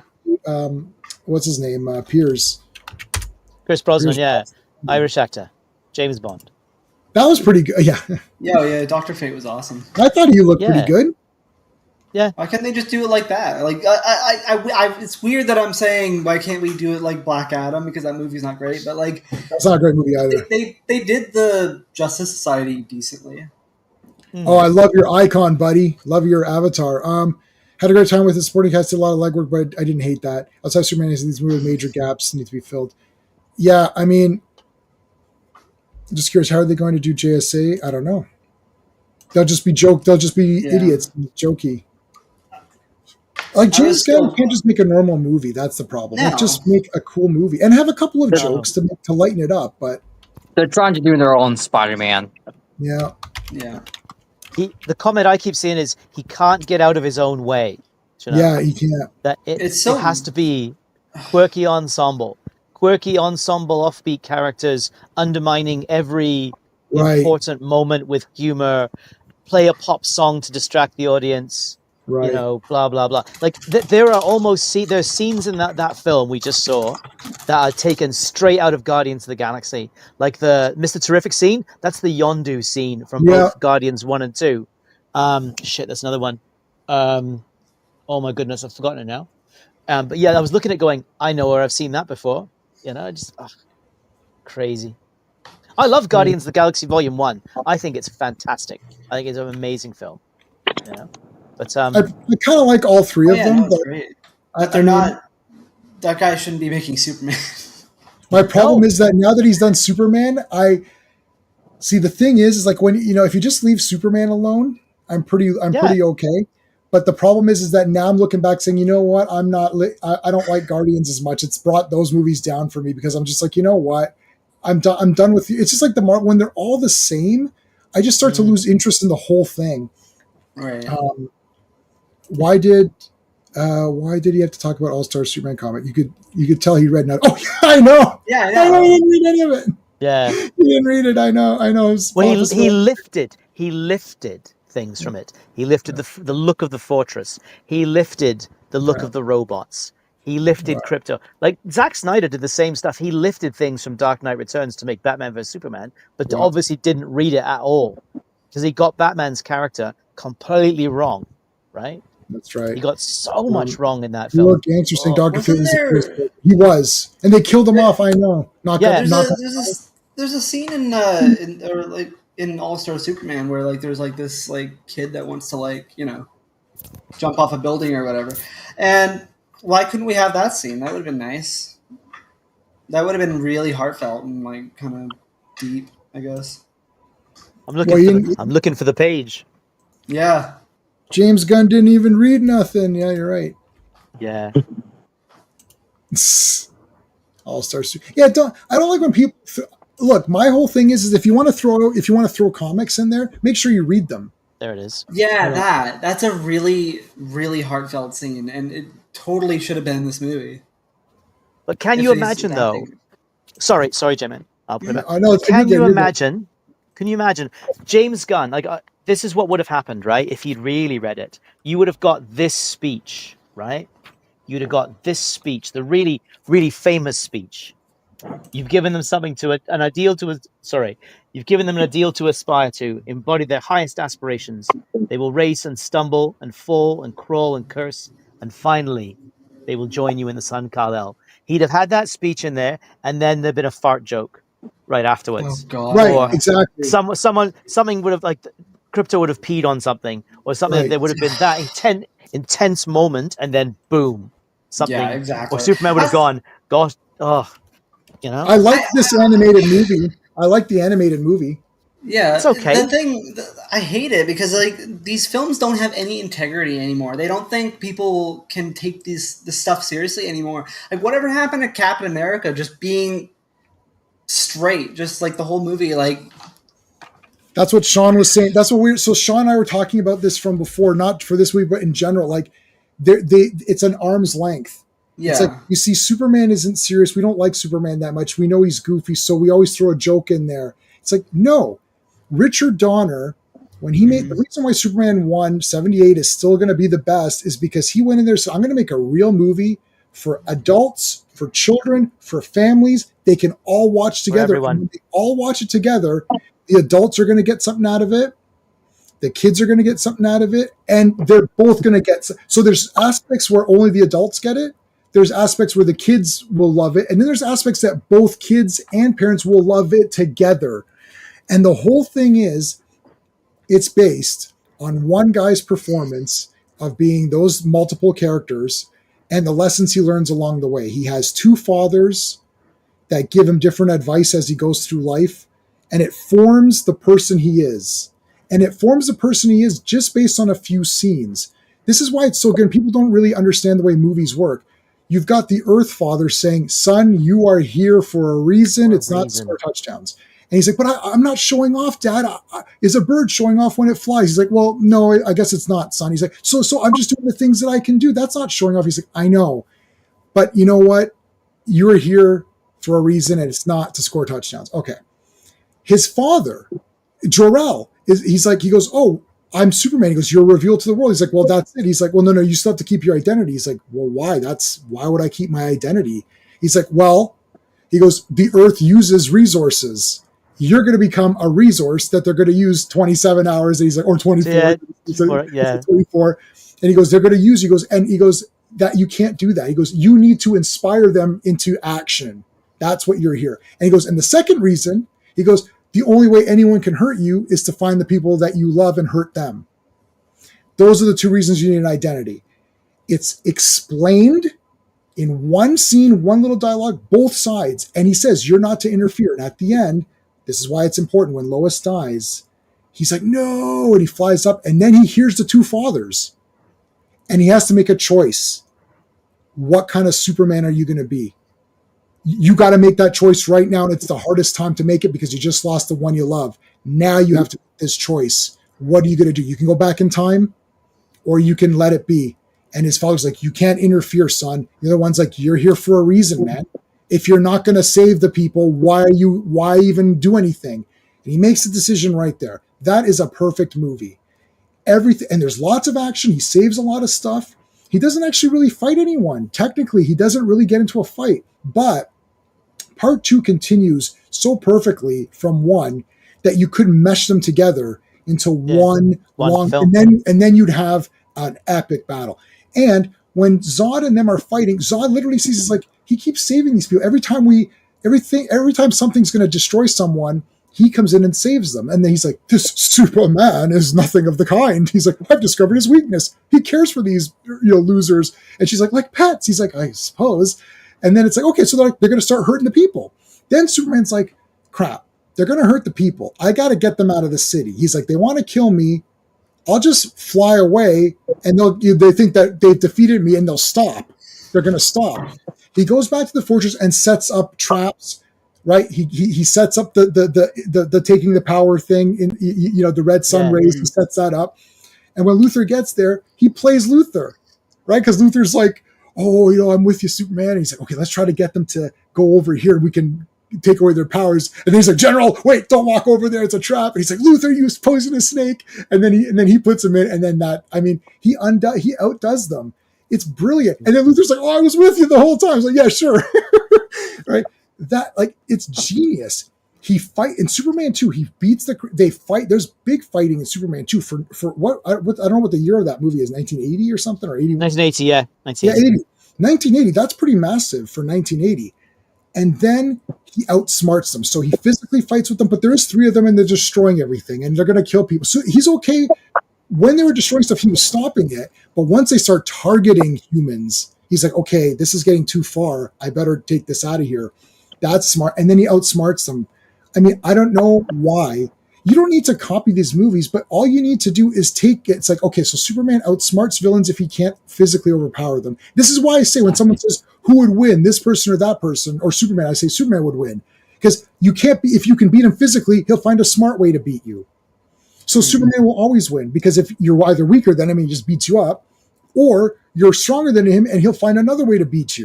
So anyways, those are perfect. You don't need to copy them. Like in this movie right now, what smart thing does he do? That it's like he makes himself look stupid at every turn. They're taping him on tape, and then I can't like selfies will save the day because she took selfies and there's documents behind her. It's so stupid. But like he doesn't, and I can't have a Superman movie where kids are praying for Superman to save them and he doesn't show up. I wrap my head around it. I can't. I know it's only one scene. I shouldn't harp on it, but it's a big moment in the trailer. It's a big. They put they put this flag up, and it's like big music. I was seeing it in IMAX. It's like big music. The kids are crying. I was like, okay. I was waiting. I was like, when Superman shows up, this is gonna be awesome. And he never showed up. It disappointed me too. I felt like the kid in the movie because I was like, hey, Superman didn't show up. Like, he didn't? When Mr. Terrific says, you need to come here first, I thought, oh, they're cutting it close. I thought it was going to be like Superman 1, where the two missiles, right? It's like, even with your great Superman, you can't get them both, right? And I thought Superman will figure out a way to stop the opening of the portal or whatever, and he's going to swing back and save those kids in that. No, he doesn't. It's like Green Lantern shows up. Why couldn't Green Lantern try to sew the earth together and say, Superman, I'll hold on. Go to save those kids and come back or something. Like, I don't know. It's so weird. Well, what about this? Even this, though. Keep the film as it is, but you had one quick scene, right? Green Lantern's in... So the Terrific shuts down the rift. Superman says, I gotta go. Flies off, right? Green Lantern is fighting the Baravian army. Superman arrives, boom! Sits, and instantly the Baravians surrender and back off. Right. Problem solved. You know? Oh, they're like, oh no, not one of them says, oh no, not again, right? And they're like, oh, we've had enough, we're out. Done. problem solved. You know, problem solved. I don't know. It just feels like there's so many. Yeah, Superman versus the Elite. I liked that. Yeah. I thought that was an okay cartoon too. You know, Mario Puzo, who wrote The Godfather, Yep. he wrote the screenplay for Superman, the movie, and he's 1978. Awesome. Yeah. Godfather's like that's a 10 out of 10. I actually like Godfather 1 the best. Yeah, same. I love the book. I've read the book so many times. I got the book. I just got the book a couple of weeks ago. I saw it at one of those thrift bookshops. Or I've never read this. I'm gonna grab it. It's a joy to read. It looks awesome. Yeah. It is fantastic. It's great. They probably should have done this story. What do you guys think about that? You think what's so funny about Truth, Justice, and the American Way? I believe so. That's a comic book version, I think. Yeah. Yeah. What? Yeah, this is it. Action 775. This is the one. Yeah. So I mean, where do they even go? Where do they go from this film? Right? Where do you even go from there? I don't know. Yeah, they should have done this. They should have done this. Was it just one issue? I think that story was. Was it? I think it was several issues.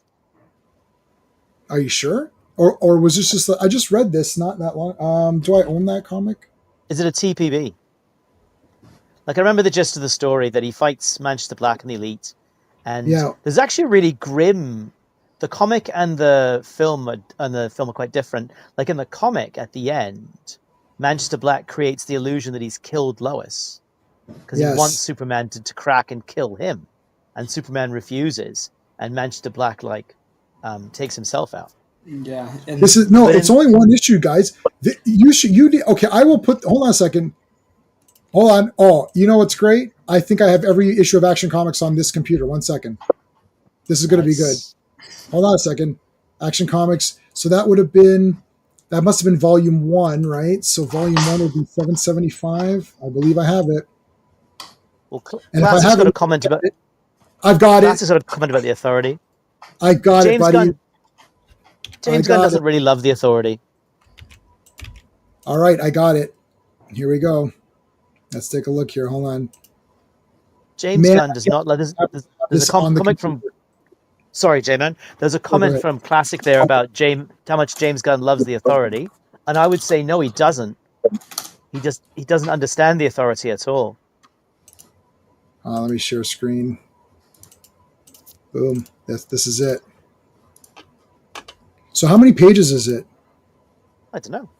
Oh, it's 40 pages. So it's a thicker one. So this story, guys, you can see there's Superman. Where's the Elite? Steel is in there. Luthor was president at the time, I think. Oh yes, he was president at the time of this story. And so see the Elite guys kill people. Here they are. Here's the Elite. Yeah.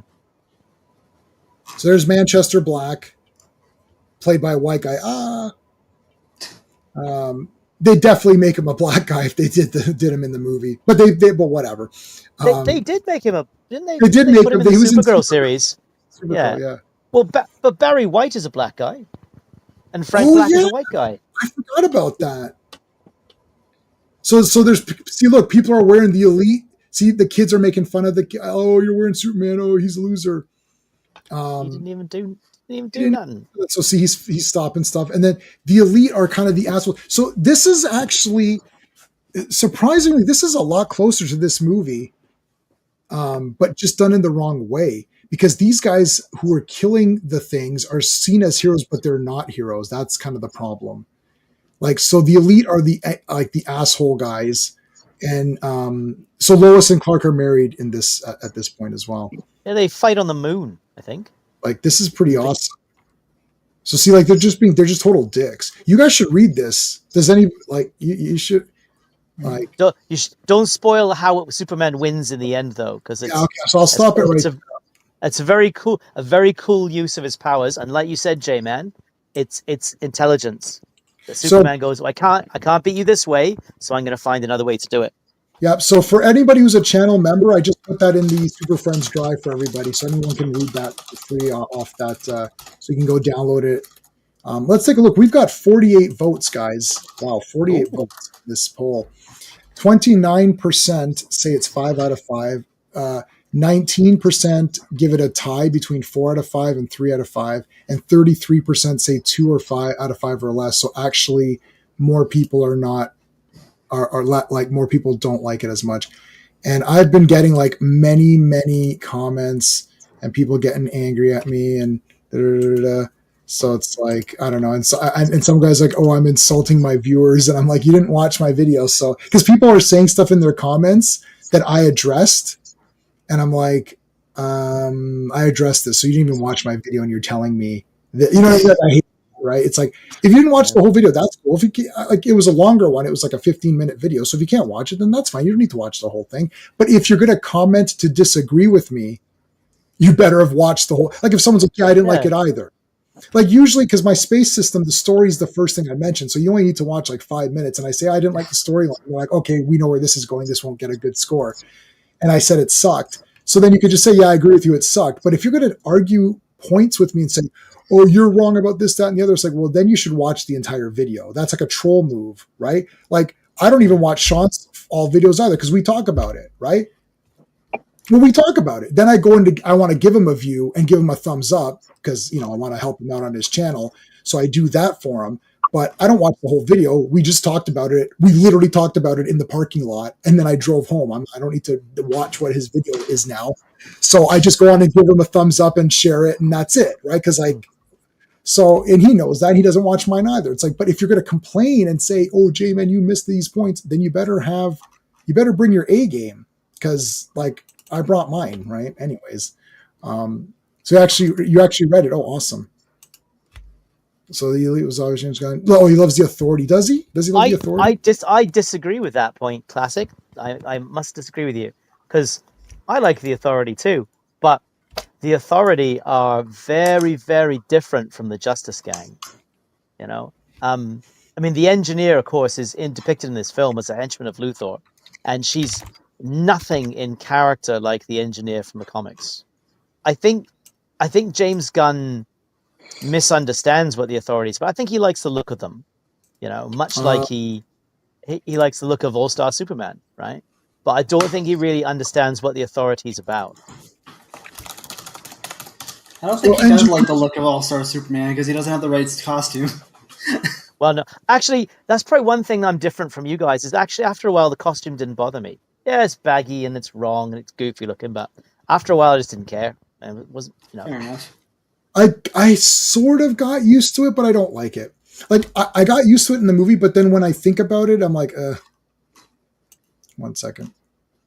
Like compared to the things that bugged me about that film, the costume was pretty minor, to be honest.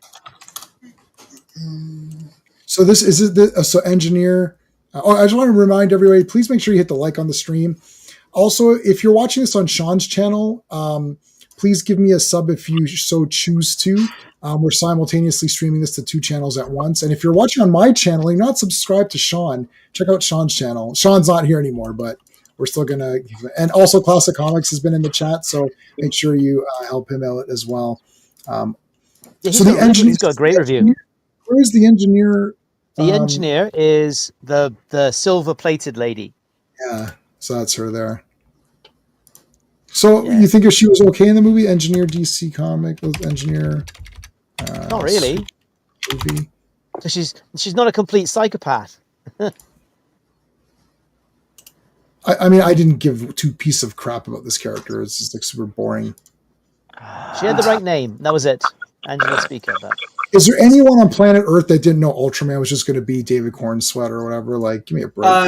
There was heavy rumors, and people really believed Henry Cavill was going to be him. I thought that was a crapshoot. I didn't think that was going to happen, but that would have been hilarious. Oh, this new Superman film felt like an immigrant story to me. Well, I mean, it's political. Superman is an immigrant. Politics. But the thing is, it's like they keep saying these as a talking point, but he's not really. Like, he's a refugee. He's not an immigrant. Yeah, he's a refugee. Yeah. American refugee, not an immigrant. And an immigrant is a legal migrant to a country who goes through a process. A refugee is someone who doesn't necessarily go through that process, right? Yeah, they're Okay. accepted. So he basically, I mean, but the thing is, he lands as a little baby and then he's raised as an American. He is American. Like, I don't understand. Yeah. You know, the other problem is, like, they're so shy about this, but it doesn't matter to me at all. Like, so I'm in Canada and I watch many, many, many things. Like, I watched Godzilla as a little kid and I watched the Lone Wolf and Cub movies and I'd watch, Ultraman on TV. And I never thought to myself, hey, how come Ultraman's not in Canada or whatever? And I never thought, how come there's no like Canadians or white people, let's say, in Ultraman TV show? I'm like, I didn't think about that. I was like, okay. I never, and when they said, truth, justice, and the American way, I never thought, oh, how come he's not saying Canadian way? Like, it didn't even cross my mind to question, because the character was created in America.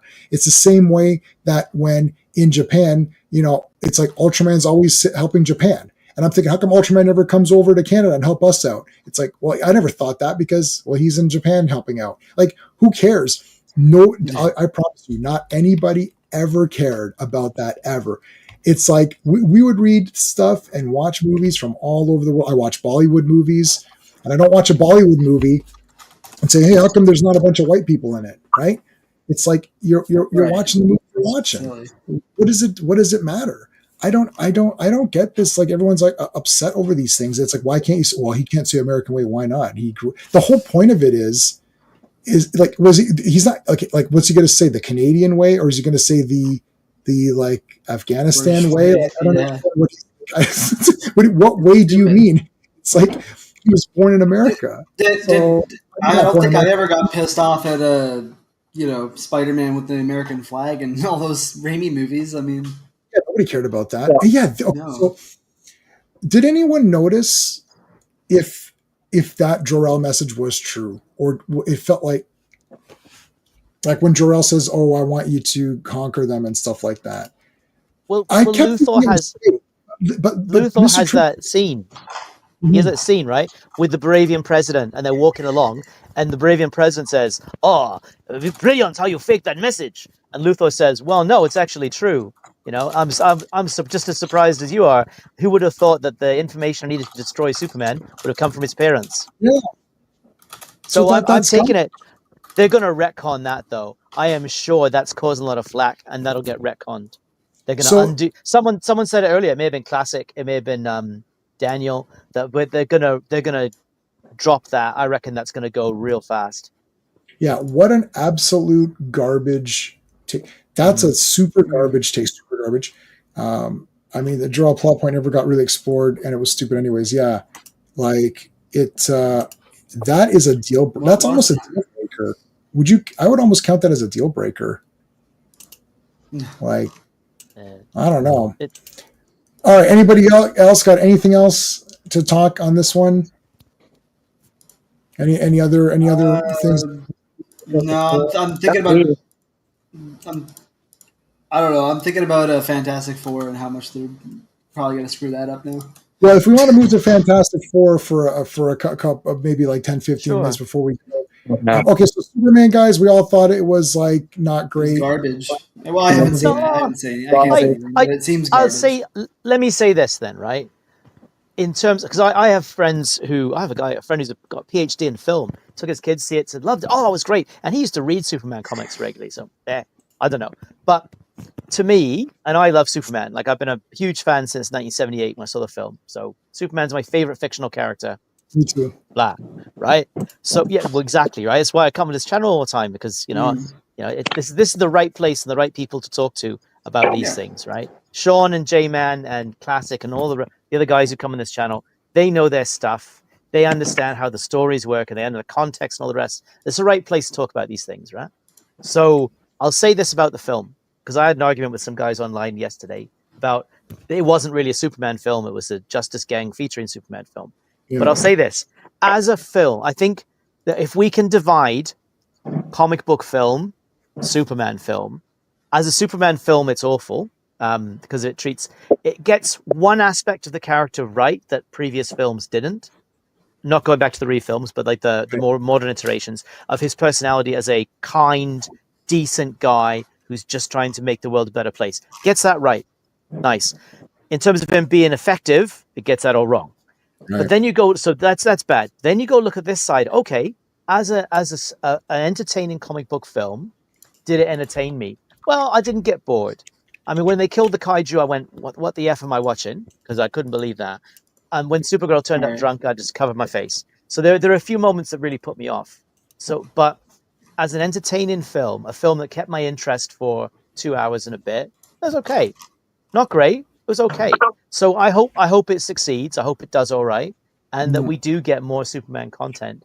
Although I hope that it's better served next time. So to me, it's an okay film. 6 out of 6.5. I hope James Gunn doesn't direct anymore and let someone else do it. It's like maybe someone else can just please. I would like Superman content because I listen. Same with Transformers. I hate the Transformers movies, but people are into Transformers. We got more toys out of it. We got all that stuff. Okay, Dan came back for one thing. Yeah, Supergirl called Supergirl bitch. Are you crazy? I know this is crazy. Yeah, that's my problem is if I look at it as just a movie, I don't think I can because it's Superman. This happened with Zack Snyder's Justice League. The 4-hour one. When Wonder Woman murdered those guys, splattered them onto the walls in front of school children, and then blew up the side of the museum, which she was sent there to stop from blowing up. My mind checked out, and this is like the first 20 minutes. I was like, and I was like, I saw Justice League, the quote unquote shitty Justice League, which is my favorite movie of all of those. And but anyways, the shitty Justice League movie, and I was like, she didn't do that in that movie. I was like, So I actually own both. I do own both versions. Okay, thanks, Dan. I appreciate it, buddy, man. Yeah. Awesome. I own both versions. So I watched the 2-hour Justice League movie, and no, she hits all of the guys, and they just hit the wall and fall like they get off screen. And then at the very end, she just goes boom, but it doesn't show her blowing it up. So you could just assume she just hit the guy with a little blast, like she didn't incinerate the wall, right? So then I was like, oh my God. And then you can go on YouTube and find the shot. Soon as one, hey purist, oh dude, you missed a lot. Yeah, we're winding her down. Purist, do you want to come on really quickly? Because Purist had a good take. It'd be interesting to see what he has to say. Purist, I can probably do, let me see. I can probably do like another like half an hour if you want to come on. Where's Purist? If you want to, I'll send it to you there. If you want to, you can. So the thing is that when Wonder Woman murdered those people, I'm like, it's over. It's like totally over. Classic is back. So when that happened in Wonder Woman or in the 4-hour Justice League movie, that's a total checkout situation. I'm done. I can't. I'm just done with this movie. F it. Wonder Woman would never do this. And then you've got all these people who come tell you, oh, she's a warrior and all this nonsense. I was like, she's a warrior in what? She's a superhero. In New 52. Yeah, in New 52, she was a garbage character. It's like, what do you think warrior means? Like a warrior means you adapt to the situation and you're a fighter. That doesn't mean like Captain America, your picture, is Captain America a soldier? Yes. Yes, but he's extremely kind and like. Right. So he's a soldier. So in Avengers, hold on, why wasn't he using like missile launchers and M16s? Hold on. He's a soldier. I mean, he was using guns in the first movie, but correct. Because in the first movie, he was fighting in World War II. Yeah. And in Wonder Woman's case, she was on Amazon fighting. But after that, why doesn't he carry sidearms and shoot guys? Why did he fight the Leaper? Just shoot him. Because Captain America is a hero. Even though he's a soldier, he doesn't have an arsenal of weapons. Same with Wonder Woman. Wonder Woman had weapons when she needed them, and she was an Amazon. After she gets into her role, she no longer needs it. She's stronger. She's more agile. She can block bullets. She can fly. She has her lasso. She doesn't need to like murder people and decapitate them and stuff. Anyways, separate thing. Okay. Yeah, go ahead. Just say Cap does kill some guys in the second film in Winter Soldier. That's fine. Like I'm not saying... some of those guys on the boat, there's a bunch of them that he would have killed or crippled when he beats them up. Yeah. Like the guys he chucks over the side, they didn't survive. But yeah, I know what you're saying. Check our DMs on Twitter. I sent you a couple of pictures of what the costumes should look like. Some people Photoshop some. Oh, I see. Yeah, the black. Yeah, the Kirby they ones. look better. They're using the Secret Wars like inverted, even though they didn't really get inverted, but. I don't hate these costumes. I really don't. I do think the black would look way better than the white, but I don't hate these costumes, honestly. If it's like a whole 60s aesthetic and stuff, and I don't hate these costumes. I really don't. The breaking point for me is like the whole Silver Surfer thing. If Silver Surfer wasn't like a problem, like I think I'd probably be more excited for this film. It's like the Silver Surfer. There's two deal breakers. Deal breaker one is the Silver Surfer. Deal breaker number 2 is this nonsense Clobberin Times thing where they're making fun of it and he doesn't want to say it. I don't hate that. I get what you mean, and I know exactly what you mean by that. Like, just own up to it. But I mean, in the context of the movie, it's like, you know, there's tons of like fans. They're like celebrities and stuff. You know, I think it makes sense in the. It doesn't make any sense at all. It's a movie. We're supposed to be pumped up. It's like making fun of Avengers Assemble or whatever. Like the whole point is that you're waiting for him to say it's Clobberin Time, and that is the whole point of wait. You're like, oh, here we go, and then it's like it's Clobberin Time. Boom. Yeah, I never had a huge problem with the Avengers Assemble thing, especially when they did it in Endgame. But I get what you mean by like, oh, it's the line, you know. Yeah, so that was a rights issue, not a creative choice. I remember. Yeah. So my other problem is the real deal breaker is Silver Surfer. As we said, let's look up Silver Surfer. I think it's pretty obvious he will say Clobberin. It's Clobberin. I know, but they're making fun of it. So when he says it, it'll be a joke. Okay. I think it's possible it might not be a joke, but it is because they already undermined it throughout the movie. So what's the point of him saying it? So look, he'll own up to it. It seems like, I don't know. It's shit. Just okay. I'm not that fussed about it, to be honest. Doesn't worry me too much. I'm worried I can tell. So here's the other thing. See this? Clobby would have hated it too. Yeah, he would have hated it. The whole Jack Kirby like insult here sucks. It doesn't say created by 14 people. It's only Jack Kirby. If you look at anything else, his name is amongst a bunch.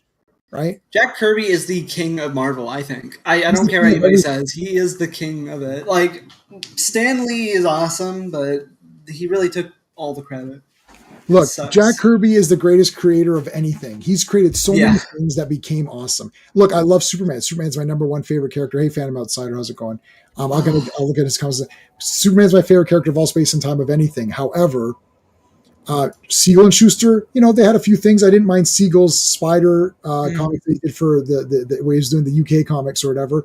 There's some cool stuff, but Jack Kirby is outrageous. Like every single damn thing is the best. So they're dissing him, and then they're walking around saying, "Oh, we're honoring the comics." You're not honoring the comics. Galactus looks awesome. I know. Yeah, I agree with that.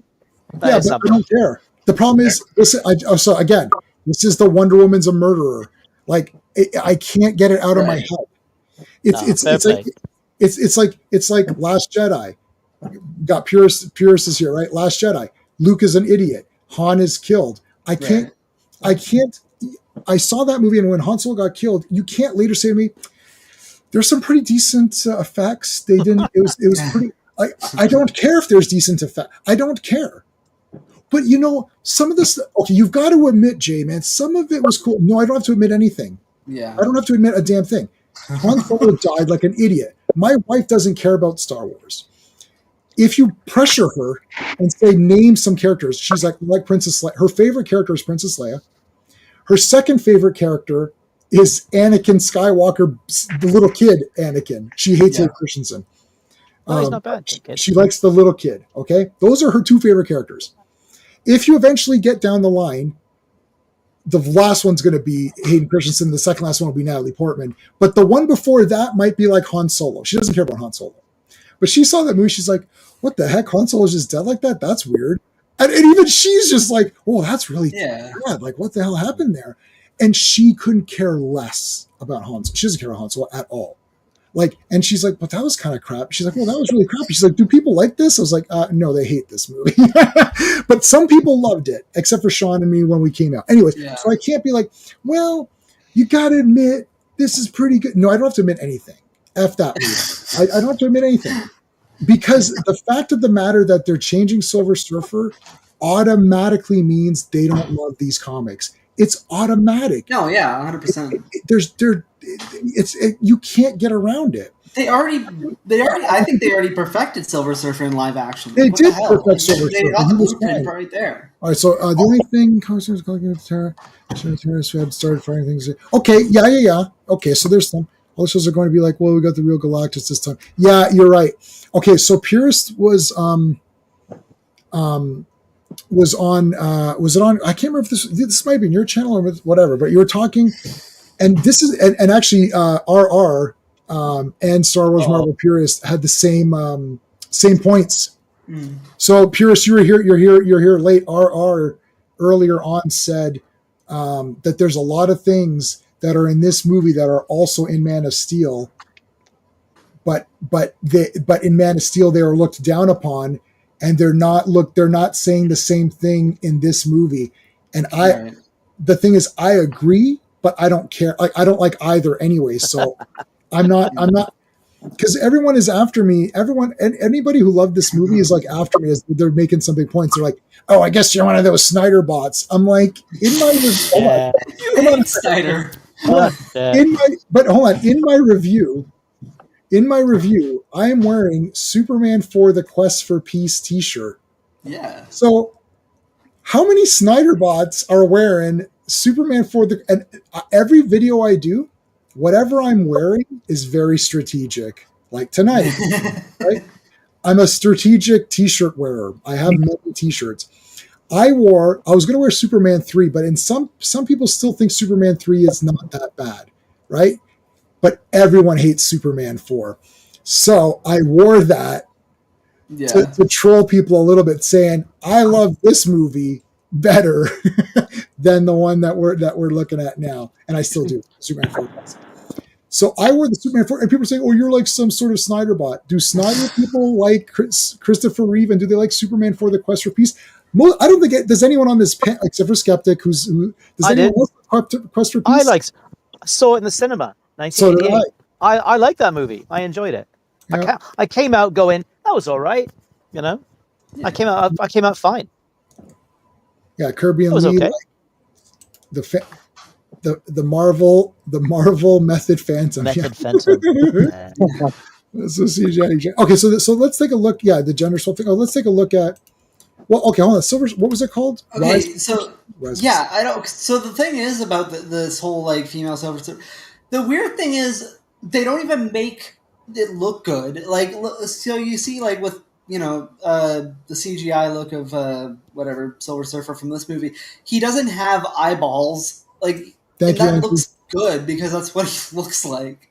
The new one has like eyeballs, like white eyeballs. It's weird. I don't like it. It looks wrong. Anyways, I mean, he's meant to look very, very otherworldly. Like he's meant to look very alien. And even when he's depowered during the film, they don't revert him to a normal human. No, there's that sequence where Doom steals his powers and board. It's like he's very gray looking or whatever. Actually, I really liked the Silver Surfer in this movie. Yeah, he's awesome. He had tons of presence. Like I've seen the new trailer because it was on the Superman, right? And then she talks about, I'm here at the beginning, here at the end. This is your end, blah blah blah.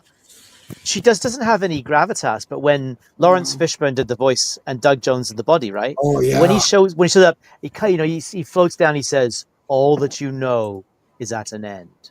Okay. And it really is. It's an oh shit moment. Yeah. No. Oh my god. Okay. Yeah. Are you just okay? You just said it. Now I'm okay. Oh my gosh. When he came down, and you're like, he came down. It's like it's over. You're like, oh shit, right? And Lawrence Fishburne. I mean, clearly, obviously, Morgan Freeman's the best voice, But Lawrence Fishburne, oh my God, I saw that in the cinema. I was like, oh shit, that gave me chills. It's like it's over. Oh, yeah. It's like everything you know is over. Like, you fuck. In this one, she's like, I am the Herald of I thought she was going to say, my name is Harold. She's like, I am the Herald of Destruction. I am the Herald of Galactus. My name is Harold. I thought she was going to say, my name is Harold. Because she said Harold. Harold? I know Harold. I'm here to see your manager. Yeah, I'm here to see. No, I thought it was gonna. It reminded me of Holy Grail, where it's like some call me Tim. it's like I have many names. Whatever. It's like people call me Tim. No, but like she's like I'm the herald of this. I'm the herald of that, and I am Harold. Oh, hi Harold. How's it going? It's so stupid. Oh yeah, when Doom. Okay, Doom getting the. That was cool, yeah. That was cool. I almost forgot about that, actually. And Johnny becomes a Super Skrull. Yeah, he became, yes. Yeah. That's honoring the comics. Right? Yes, that was awesome. That's how it's done. Yeah, and Johnny got all their powers. Rest in peace, Julie McMahon. Oh, yeah. Oh, yes. I know. Yeah. They didn't give him a good shot. Like, he kind of... No. He was the worst thing about, but ironically, not as bad as Toby Kebbell in Fantastic Four thing. Oh, that was terrible. Oh God, that was. But like, and then what's his name? Johnny Storm, Super Skrull. That was awesome.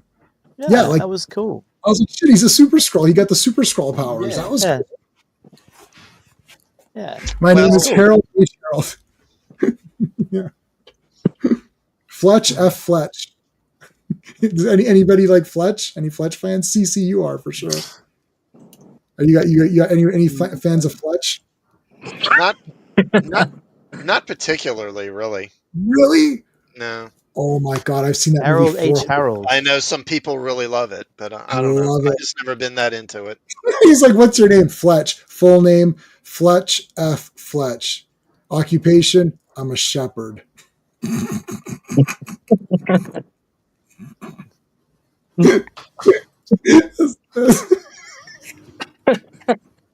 That movie is a masterpiece, man. It's an absolute... Do you know why those Fantastic Four films are still good? Because Mr. Fantastic is Welsh. Just saying. And he's doing the whole film in his second language. So yeah, he looks like Mr. Fantastic. What's Ewan the actor's Gruffith. name? Sorry, Ewan Gruffith. Ewan. So Ioan. Ewan. The pronunciation is Gruffith, or Griffith, but you would say Grufford because two D's are TH in Welsh. Well, my friend's name is Owen, and it's Eoin. Yeah, Eoin. Yeah. This is why this guy doesn't appear on talk shows. Coming up next, we have the guy from Fantastic Four. Yeah. I missed him. He was down here a couple months ago, but I couldn't go see him. But they want to do a female Harold. Not pissed off. The Airwalker. It's best choice for gender swap with form of Shara Empire Link. I mean, well, they could have done Nova if they wanted to do it. Right, they could have done Nova. Why not? Why not do Nova? Yeah. Oh, Nova Harold. Or Firelord, or Terrax. Great. You need a villain? Terrax the Tamer. Boom.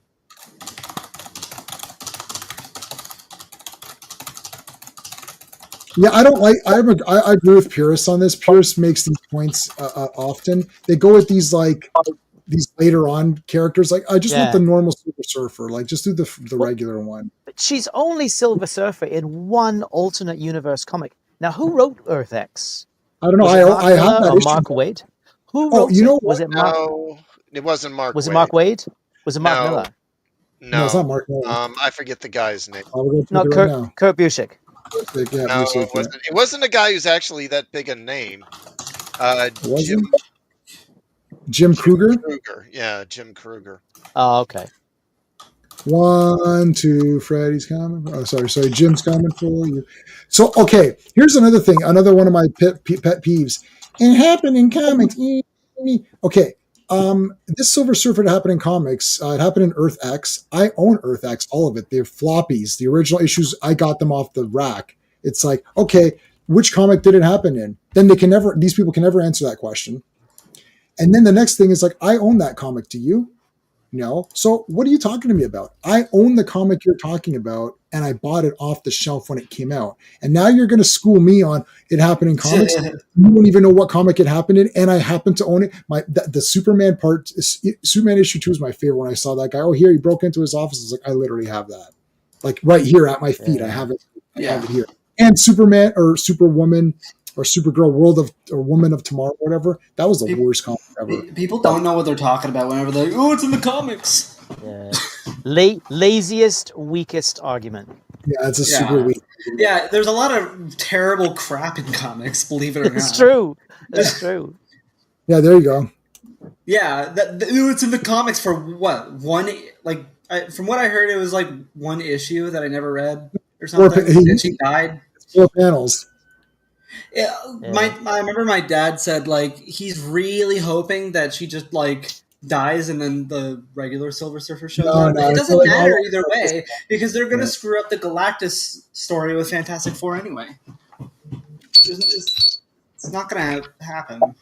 Yeah, Punisher did blackface and became an avenging angel in comics. Yeah. Oh my God, did he? I'm glad I haven't seen that. Okay, folks. I completed my, what did I just complete? I completed my course on Play-Doh. I got 79. Oh, the final exam was hard. I keep thinking you're saying Play-Doh. Play-Doh. So I've completed 4 courses. Well, I'm waiting for the Shakespearean final exam is not posted yet, so I'm waiting for that. But it's giving me a chance to read all the plays that were in the course. So I actually read Macbeth in one sitting. That might be my favorite. That is impressive. And those are the great ones. Yeah, Macbeth is great. Thanks. Tomorrow and tomorrow and tomorrow creeps on at its petty pace. Did you ever watch the Roman Polanski Macbeth? Yeah, because I got that Tyrion. That is the kick. I've seen the Roman Polanski Macbeth and the Hamlet one. They're not bad. They're awesome. Mel Gibson as Hamlet was great. Damn it! You blew my cover. You blew my cover. I'm a Power Ranger. I'm a Power Ranger. That message from Zordon was for me. That was my message. That's why I have to end the stream. I've got to go. I am the Power Ranger. I own all the Power Ranger seasons right there. Can you see? Look. I got Summer's. I like. You know what I really liked? I liked Dino Fury, and I liked. Best Pink Ranger is right here. And then she becomes a Red Ranger, and she's the best Red Ranger as well. And I'm unanimous on that. Everybody knows that's. Fury's all right. Conversation. I'll catch replay. Yeah, awesome. Yeah, we really hashed it out a lot. But so I'm gonna do. I just started world leaders. So we just did Pericles. I got 100% on that test, and I'm gonna try to do. And then tonight I'm gonna do Julius Caesar. You have a funny shaped head, Pericles. He didn't wear a helmet because he had a funny shaped head. Oh, I don't. They never got into that, and they're just talking. They're talking about his leadership qualities on how he was able to sway people. His speeches, and he was. Aristophanes makes fun of him in one of his plays. I can't remember which one. Okay, I don't know why not. Aristophanes is hilarious. You get to read Aristophanes. There's like fart jokes from 2,000 years ago. Oh my God! Oh, I mean, yeah, I see Shakespeare. I can't, and for Shakespeare, I can't. The comedies, I can't. I like the tragedies. But anyways, so wait, I know. Well, classic. What do you got going on your channel? Well, I'll be streaming tomorrow night. Like I usually do. I'll be doing a Trek talk on this Tuesday. Cool. Looking at Bread and Circuses. Is that the one with the little guy in it? Romans go home. No, it's that's you're thinking of Plato's Stepchildren. Actually, that's why I home. The Plato course. That's why. What's that? It's the Romans. Yeah, they go to this world, and it's kind of... Oh, yeah. And they do the gladiator matches on TV, right? And they're forced to fight each other. Oh, yeah. Dun, dun, dun, dun, dun, dun, dun, dun, dun, dun. Nothing's ever gonna beat the real stuff. I'm watching Next Gen. Man. You know which one I saw today for Next Gen? The Picard. He's the Picard. Oh, that's one of the best episodes of anything on TV. That season 3, the duck blind one. I had to get this before it was too late. I had to. All right, sorry, hold on. Classic. What else you got? So you're doing Star Trek. What else? That's probably going to be it for this week, and then because Thursday I'm going to be with my National Guard unit, and I'll be with them for about 10 days, so I'm not going to be doing much. Are you coming on Monday? You're coming back Monday with us, or no? Yeah, okay. I will. All right, awesome. What were you going to show, Skeptic? What were you going to show? Oh, just the. Oh shit, that's beautiful. Yeah. We're going to be sold. What? Nice. I met him at a Fan Expo maybe 6 months ago. Yeah, that is.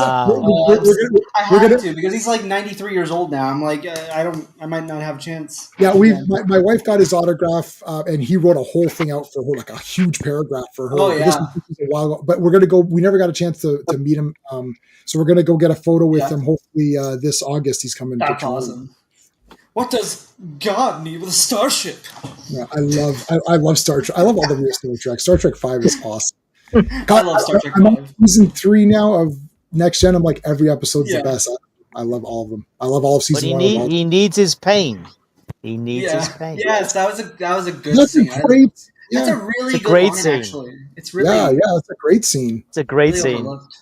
Joe Dog, do you do anything on your channel or? I can post something for like a couple more months, but I have a X if you want to go follow me. Otherwise, thanks for having me. About it. All right, we got 53 votes. 26% say 5 out of 5, 19% say 4 out of 5, 21% say 3 out of 5, and 34% say 2 or less. And the polls ended 53 votes. Pretty good. All right, folks, that's it. I'm going to go watch a course on Julius Caesar. So there you go. Oh, have fun. Thanks for being on, everybody. I appreciate it. See you tomorrow for Avengers. Avengers is tomorrow. See ya. Thanks, Chad. Bye, everyone. Hey, friends. You've just been listening to J-Man, and he is the smartest person who ever lived. So make sure you like and subscribe.